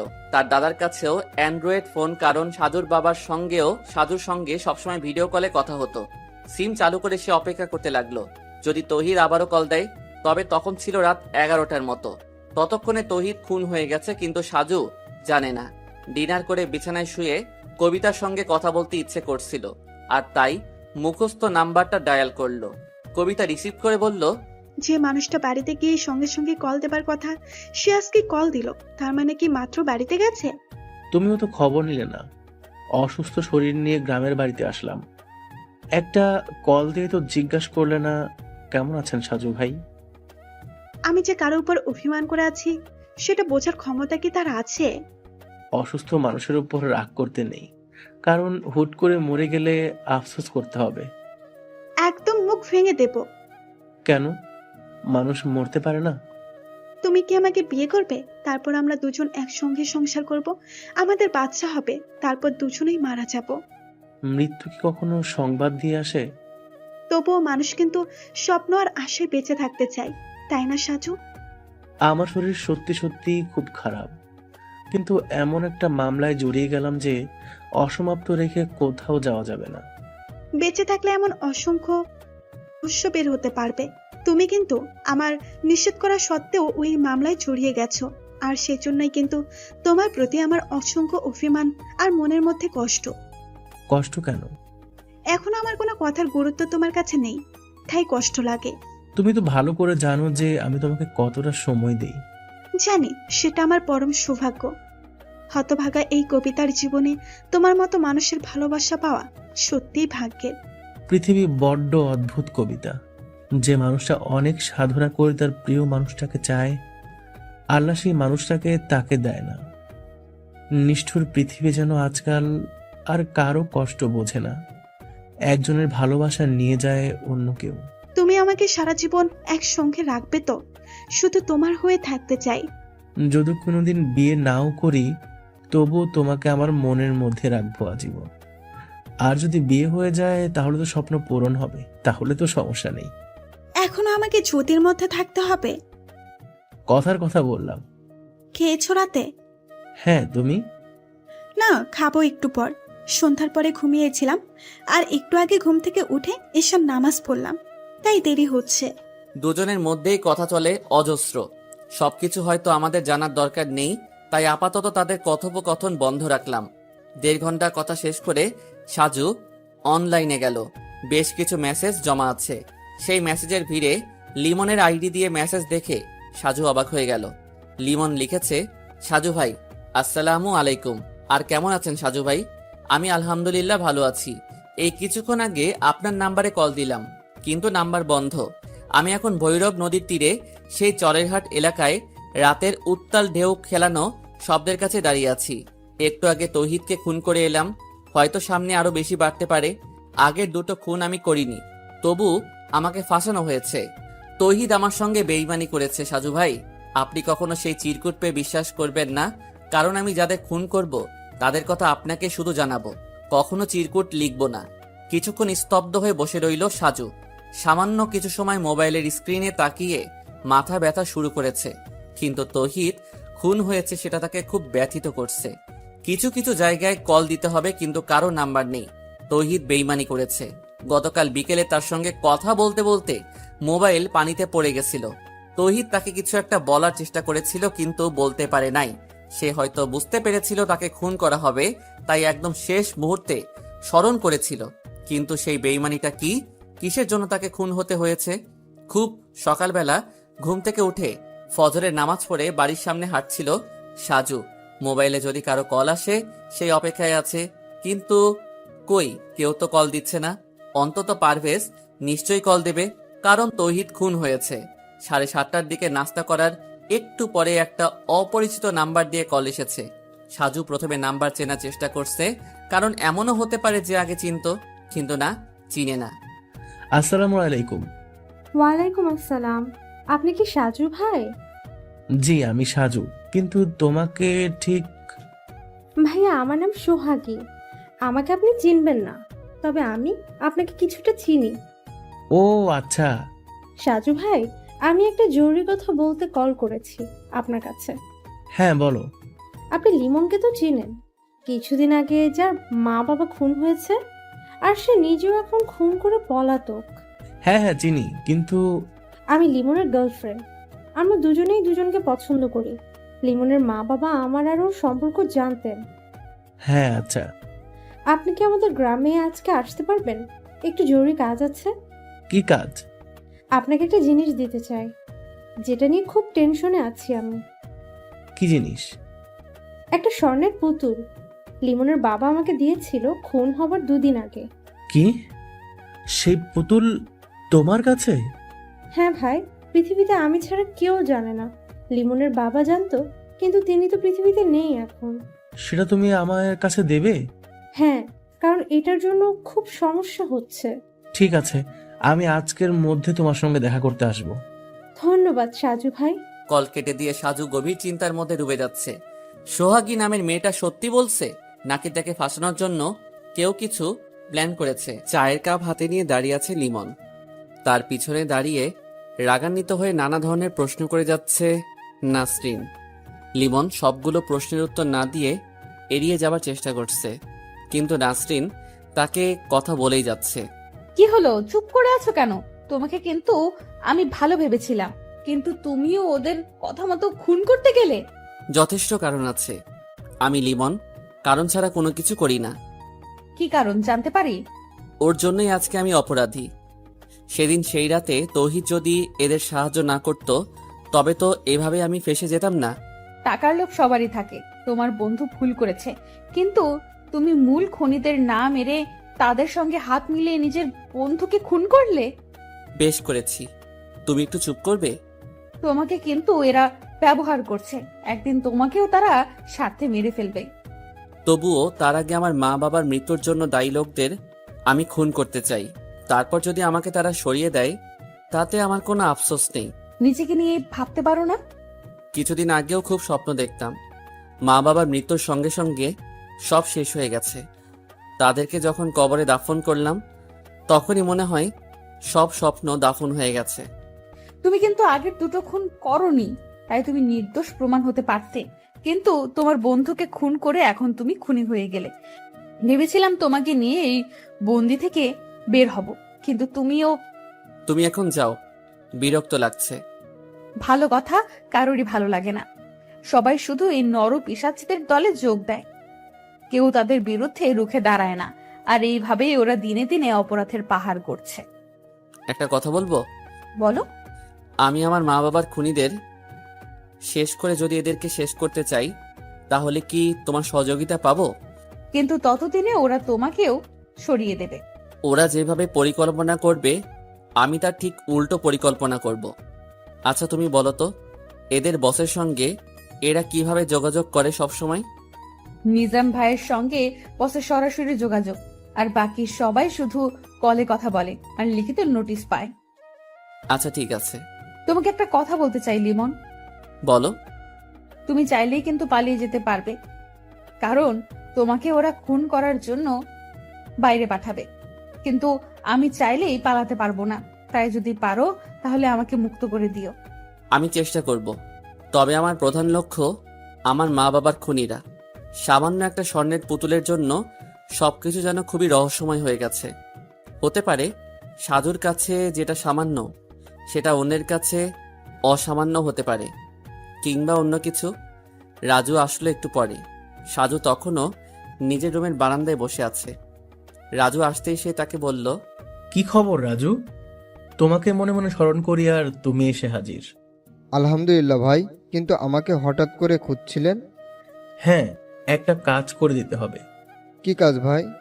আমার সিমের যত নাম্বার সবগুলো আমি একটা ডায়েরিতে লিখে রাখি, তাই সেগুলো সব একটা করে সেভ করে দিতে হবে।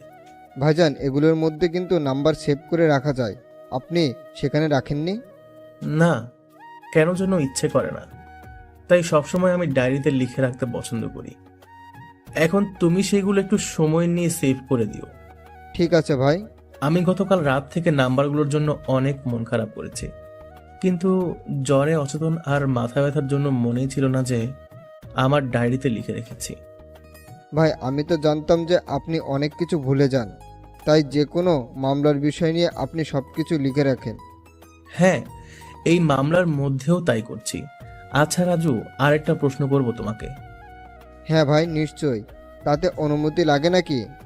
তুমি তো মোটামুটি এখন রাজনীতির সঙ্গে মনে হয় জড়িয়ে গেছো, কিন্তু আগে তো এমন ছিল না, তাই না? আমি যেবার খুলনা থেকে পাশ করে বের হলাম, সেবার তুমি ভর্তি হলে। হ্যাঁ ভাই।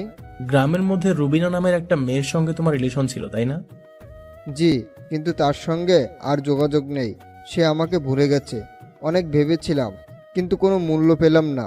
পাগলের মতো তার জন্য ভালোবাসা রেখেছিলাম। আজকে সন্ধ্যাবেলা চা খেতে খেতে তোমার আর রুবিনার প্রেমের কাহিনী শুনবো, যদি তুমি বলতে চাও। সত্যি বলছেন? আচ্ছা ভাই, আপনি কি আমার বাস্তবতাটা আপনার লেখার মাধ্যমে তুলে ধরবেন?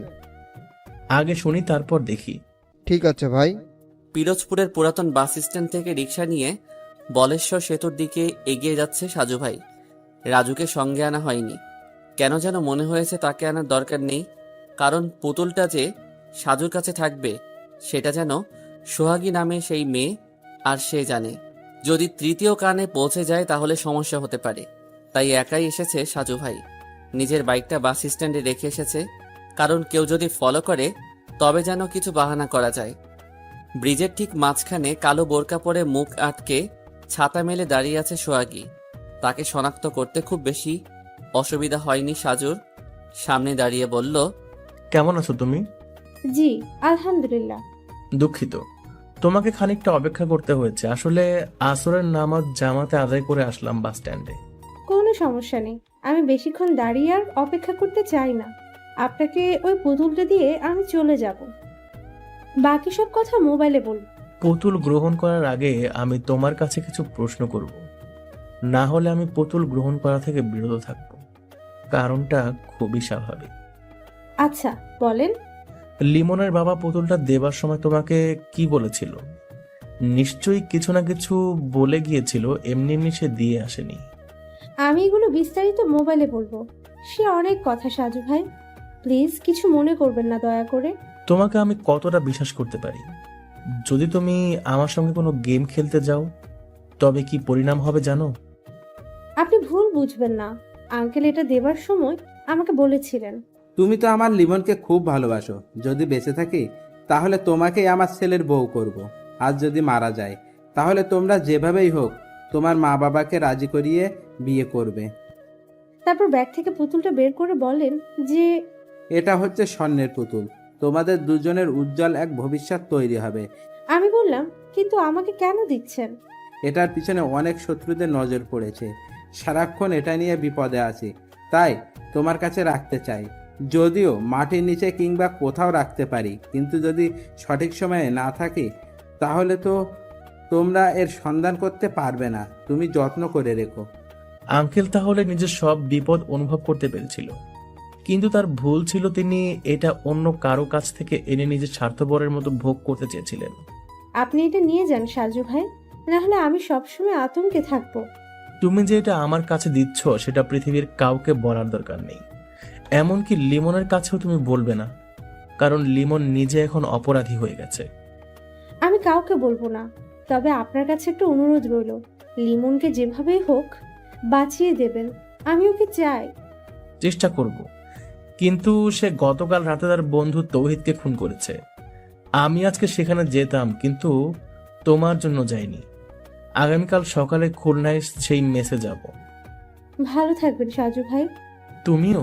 পুতুল নিয়ে আবারও রিক্সা করে ফিরোজপুরের পুরাতন বাস স্ট্যান্ডে এসে নিজের বাইক নিয়ে সরাসরি চলে এলো সাজু ভাই। তাদের গ্রামের স্থানীয় বাজারে যখন এসেছে তখন বাজারের মসজিদে মাগরিবের নামাজ শুরু হয়ে গেছে, তাই তাড়াতাড়ি অজু করে নামাজ পড়তে গেল।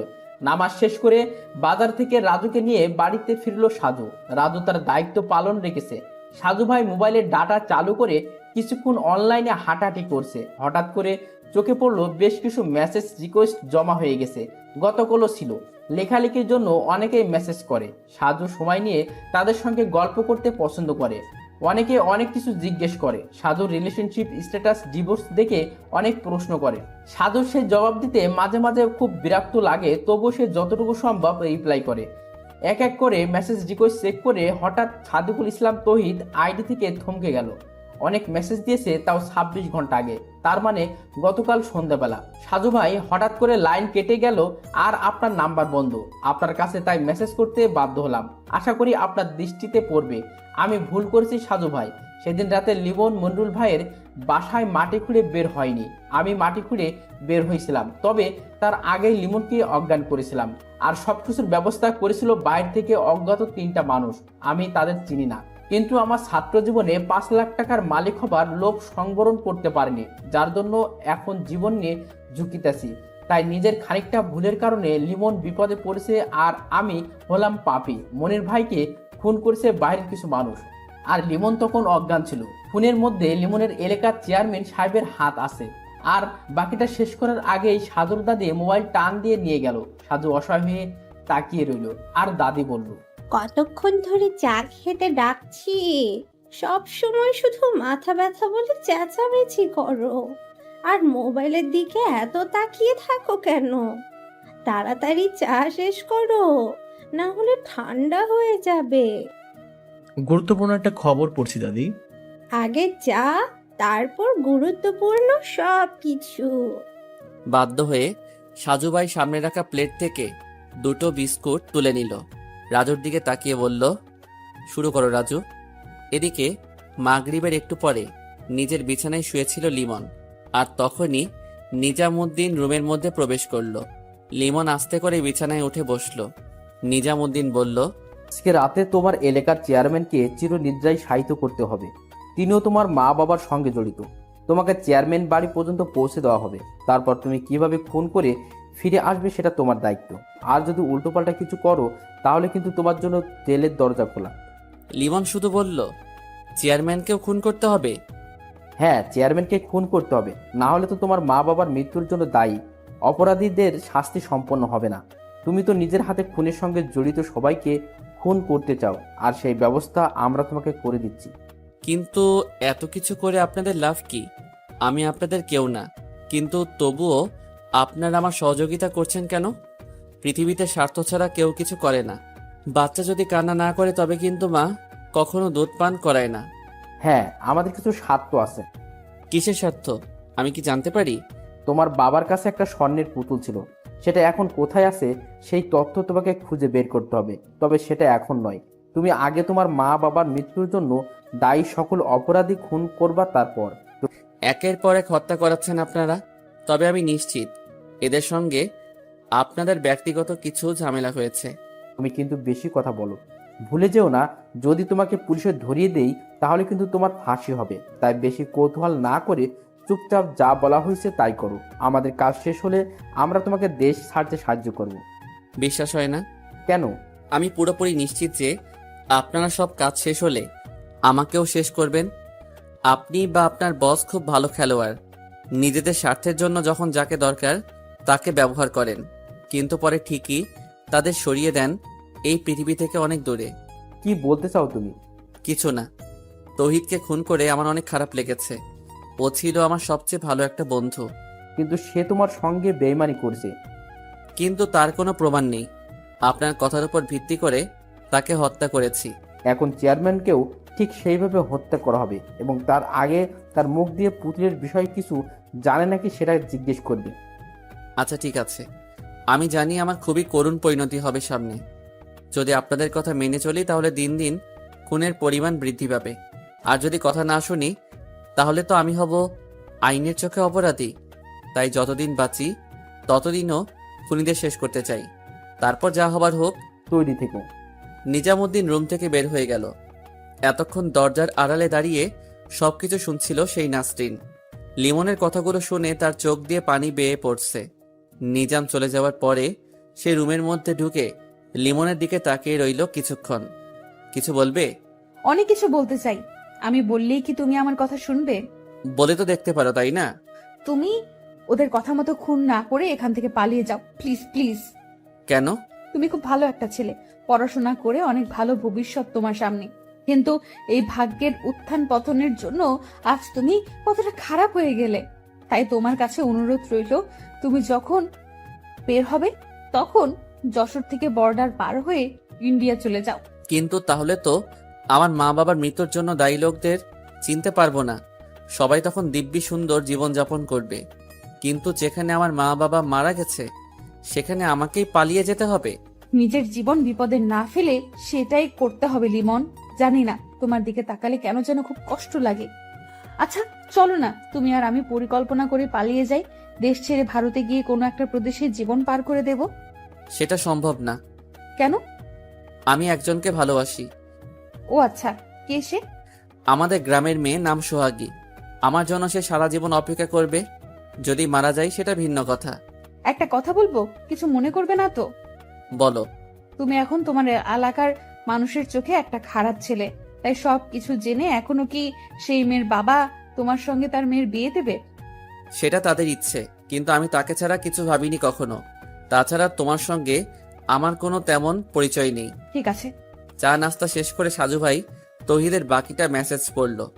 আর চেয়ারম্যান সাহেব পরবর্তী টার্গেট সেটা মোটামুটি করে পরিষ্কার বুঝতে পারা গেল। কিন্তু এই রাতে আধারে এখনো কি সেই ওই গ্রামের মধ্যে যাবে?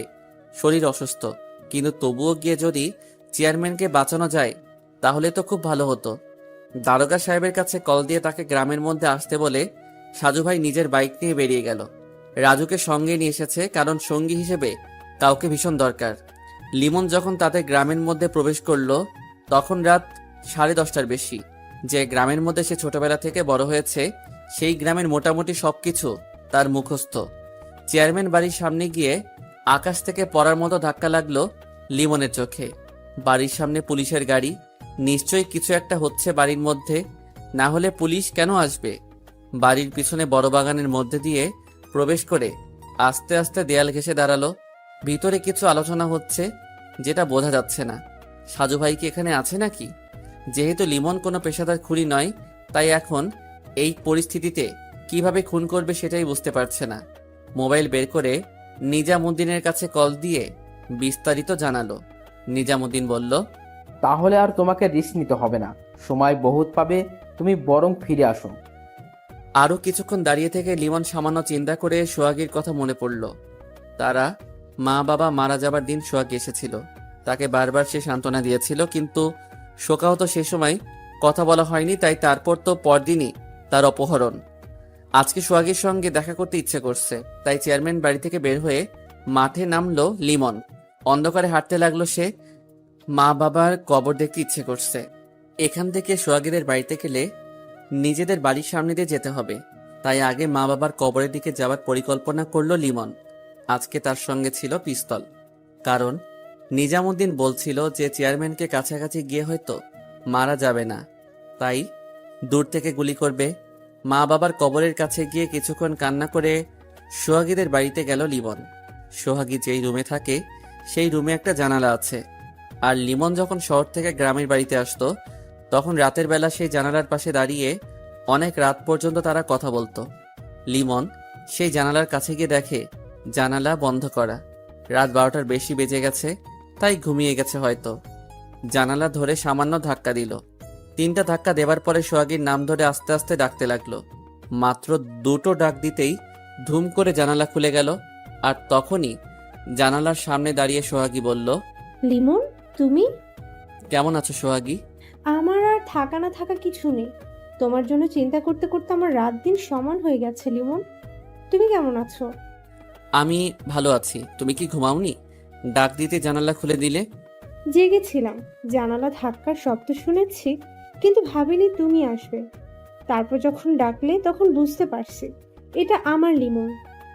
তোমার মা বাবা আমার বিষয়ে কিছু বলে না? খুব খারাপ খারাপ কথা বলে জানো। আমার সামনে যখন বলে তখন খুব কান্না আসে। আমি তোমার কোনো বদনাম শুনতে পারি না। কিন্তু সত্যি তো মানতে হবে। বাবা বলেছে তোমাকে ভুলে যেতে হবে। তাহলে ভুলে যাও। মরে যাব, তবুও পারবো না। তুমি আমাকে নিয়ে পালিয়ে যেতে পারবে? সবকিছু বাড়িঘর ছেড়ে যদি পালিয়ে যাই তাহলে খাবো কি শহরে? শহরের মধ্যে দুমুঠো ভাতের কত মূল্য তা জানো? আমরা ওই স্বর্ণের পুতুল বিক্রি করব, তাহলে তো আমাদের মেলা মেলা টাকা হবে। কি বললা? তুমি সেই পুতুলের কথা জানো? হ্যাঁ জানি, পুতুলটা আমার কাছেই ছিল, কিন্তু তোমার কোনো খোঁজ নেই। এদিকে ওটা নিয়ে খুব দুশ্চিন্তা হচ্ছিল, তাই আমি সাজু ভাইয়ের কাছে কল দিয়ে দেখা করলাম। তারপর তাকে সবকিছু বলে তার হাতে পুতুলটা দিয়ে দিয়েছি। এখন সেই পুতুল কার কাছে? সাজুভাইয়ের কাছে আছে? হ্যাঁ। আমার ওই পুতুল যেভাবে হোক ছিনিয়ে নিতে হবে সোহাগী। কোথায় যাচ্ছ? সাজুভাইয়ের এলাকায়। আজকে রাতের মধ্যে আমি সাজুভাইয়ের সঙ্গে দেখা করে পুতুল নিয়ে নেব। মাথা ঠান্ডা করো প্লিজ। আচ্ছা, আমি যেহেতু তার কাছে দিয়েছি, সেহেতু আমি তাকে বলে যদি চাই তাহলে তো দিয়ে দেবে। পাগল নাকি তুমি? সাজুভাই গোয়েন্দা মানুষ, তাই তিনি অজস্র প্রশ্ন করবে তোমাকে। কিন্তু তুমি ওটা দিয়ে কি করবে? আমার তো মনে হচ্ছে না যে তুমি আমাদের ভবিষ্যতের জন্য সেটা হাত করতে চাচ্ছ।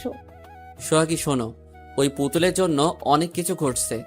একজন করে খুন করে আরেকজনকে দিয়ে সেই খুনিকে খুন করানো হচ্ছে, মানে কাঁটা দিয়ে আবার কাঁটা নির্মূল করা হচ্ছে। আমিও এখন একটা কাঁটা, আমাকেও যে কোনো সময় তারা কাঁটা দিয়ে তুলে ফেলবে। তাই তার আগেই আমি সেই আসল পরিকল্পনাকারীর কাছে পৌঁছাতে চাই, আর তার জন্য দরকার সেই পুতুল। পুতুলটা হলে আমি আসল প্ল্যানকারীর নিকটে যেতে পারবো সোহাগী।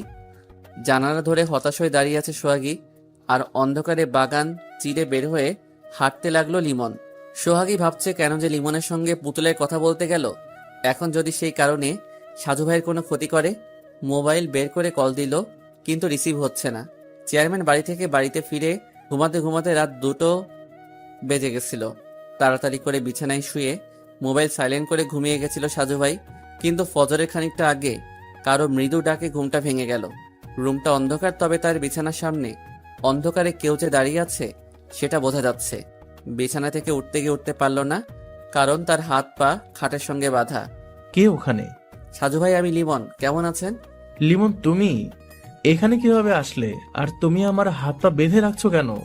সবকিছু বলবো, আগে বলেন সেই পুতুলটা কোথায়? কিসের পুতুল? স্বর্ণের পুতুল। সোহাগী যেটা আপনাকে দিয়েছে, আমি সেই পুতুলের কথা বলছি। সোহাগে আমাকে কোনো পুতুল দেয়নি। কেন শুধু শুধু মিথ্যা কথা বলছেন? ভাই, আমি কিন্তু এখন খুব খারাপ। আমার সঙ্গে একটা খুব ছোট্ট একটা পিস্তল আছে। রাত 10টার দিকে চেয়ারম্যানকে খুন করতে গেছিলাম, কিন্তু সেখানে নিশ্চয়ই আপনি গেছিলেন, তাই না? আপনার জন্য আমি আমার মা বাবার মৃত্যুর জন্য দায়ী একটা অপরাধীকে মারতে পারিনি। তাহলে তুমি সত্যি সত্যি গিয়েছিলে? হ্যাঁ, গেছিলাম। এবার আপনি তাড়াতাড়ি পুতুলের সন্ধান বলেন, না হলে কিন্তু আমার পিস্তলের গুলি খরচ করার পরিকল্পনা করতে হবে। জানেন তো, আমি এখন পাক্কা হারামজাদা। তুমি কিন্তু ভুল করছো লিমন, কারণ এভাবে কেউ ভালো পথে থাকতে পারে না। আমি জানি আপনার অনেক জ্ঞান, আপনি যে আমাকে অনেক কিছু বলবেন সেটাও জানি। আর আমি মনে প্রাণে বিশ্বাস করি আপনার কথাগুলো সম্পূর্ণ সঠিক।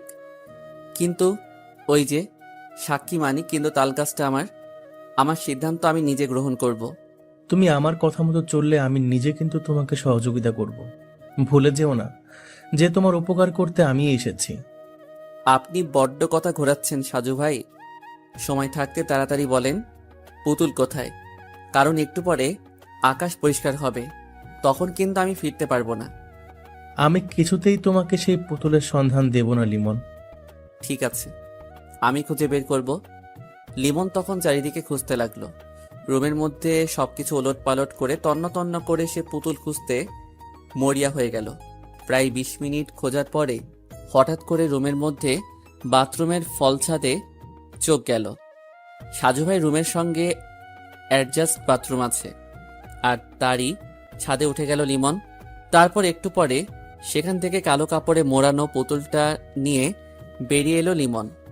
খবরদার, ওটা তুমি সঙ্গে করে নেবে না, তাহলে কিন্তু আমার চেয়ে বেশি খারাপ আর কেউ হবে না। আচ্ছা ঠিক আছে সাজু ভাই, আপনি যা ইচ্ছে তাই করতে পারেন। একটা কথা বলবো লিমন?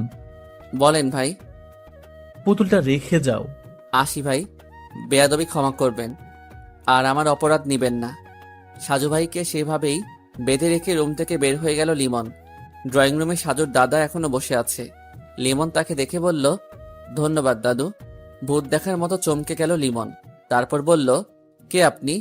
আর ঘরের মধ্যে কিভাবে প্রবেশ করলেন আপনি? আপনি একটু আগে বাইরে গেলেন, তখনই আমি ঢুকেছি, আর সেজন্য আপনাকে অনেক ধন্যবাদ। আপনি বরং তাড়াতাড়ি গিয়ে সাজু ভাইয়ের বাঁধন খুলে দেন।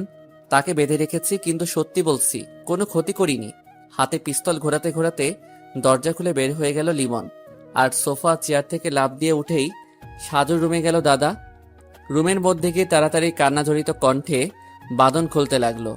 হাতের বাঁধন থেকে মুক্তি পেয়ে সাজু ভাই বাড়ির সামনে গিয়ে চুপচাপ দাঁড়িয়ে রইল। ছোট্ট একটা মুচকি হাসি দিয়ে আস্তে আস্তে রুমে প্রবেশ করলো। সাজুর মুখের হাসি দেখে অবাক হয়ে তাকিয়ে রইল তার দাদা। ফজরের নামাজ পড়ে সাজু ভাই মোবাইল বের করে দারোগার কাছে কল দিল। দারোগা সাহেব নিজেও তখন ফজরের নামাজ পড়ে মাত্র চায়ের জন্য বসে অপেক্ষা করছিল। আসসালামু আলাইকুম সাজু সাহেব। জি ওয়ালাইকুম আসসালাম। কেমন আছেন দারোগা সাহেব? গতকাল রাতে বাসায় ফিরতে তো রাত পেরিয়ে গেল, চোখে এখনো ঘুম টলমল করে।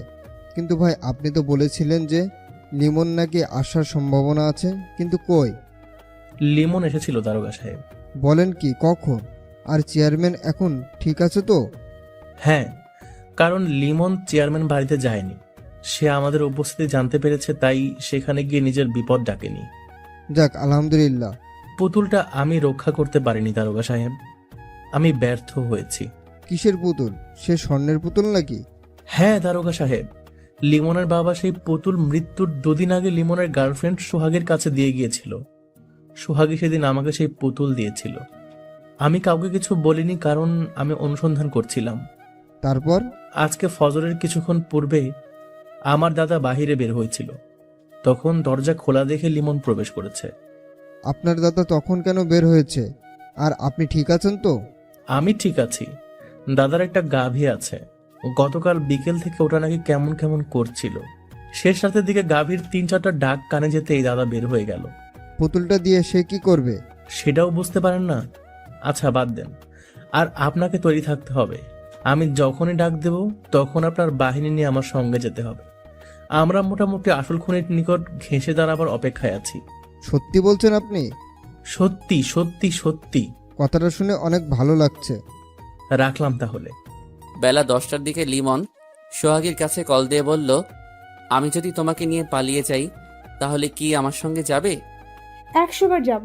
সত্যি আমাকে নিবে? হ্যাঁ সোহাগী, আমি সাজু ভাইয়ের কাছ থেকে সেই পুতুল নিয়ে এসেছি। তুমি সব সময় শুধু তৈরি থাকবে। যে কোনো সময় আমরা দুজন মিলে এই শহর গ্রাম ছেড়ে বহু দূর চলে যাব। তুমি এখন কোথায়? যেখানে ছিলাম, যাদের কথায় তৌহিদকে খুন করেছি, সেই তাদের কাছে আছি। ওরা তোমাকে কিছু করবে না তো? জানি না, তবে করতে পারে। কারণ সেই পুতুল যেহেতু আমার কাছে, তাই বিপদ আমার পাশেই ঘোরাঘুরি করবে। কেন ওদের কাছে ফিরে গেলে? কিছু অসমাপ্ত কাজ এখনো বাকি আছে, তাই সেগুলো শেষ করতে হবে। কবে শেষ হবে? আমি পুতুল নিয়ে এসেছি, সেটা শুনে নিশ্চয়ই আসল গুটিবাজ সামনে আসতে পারে।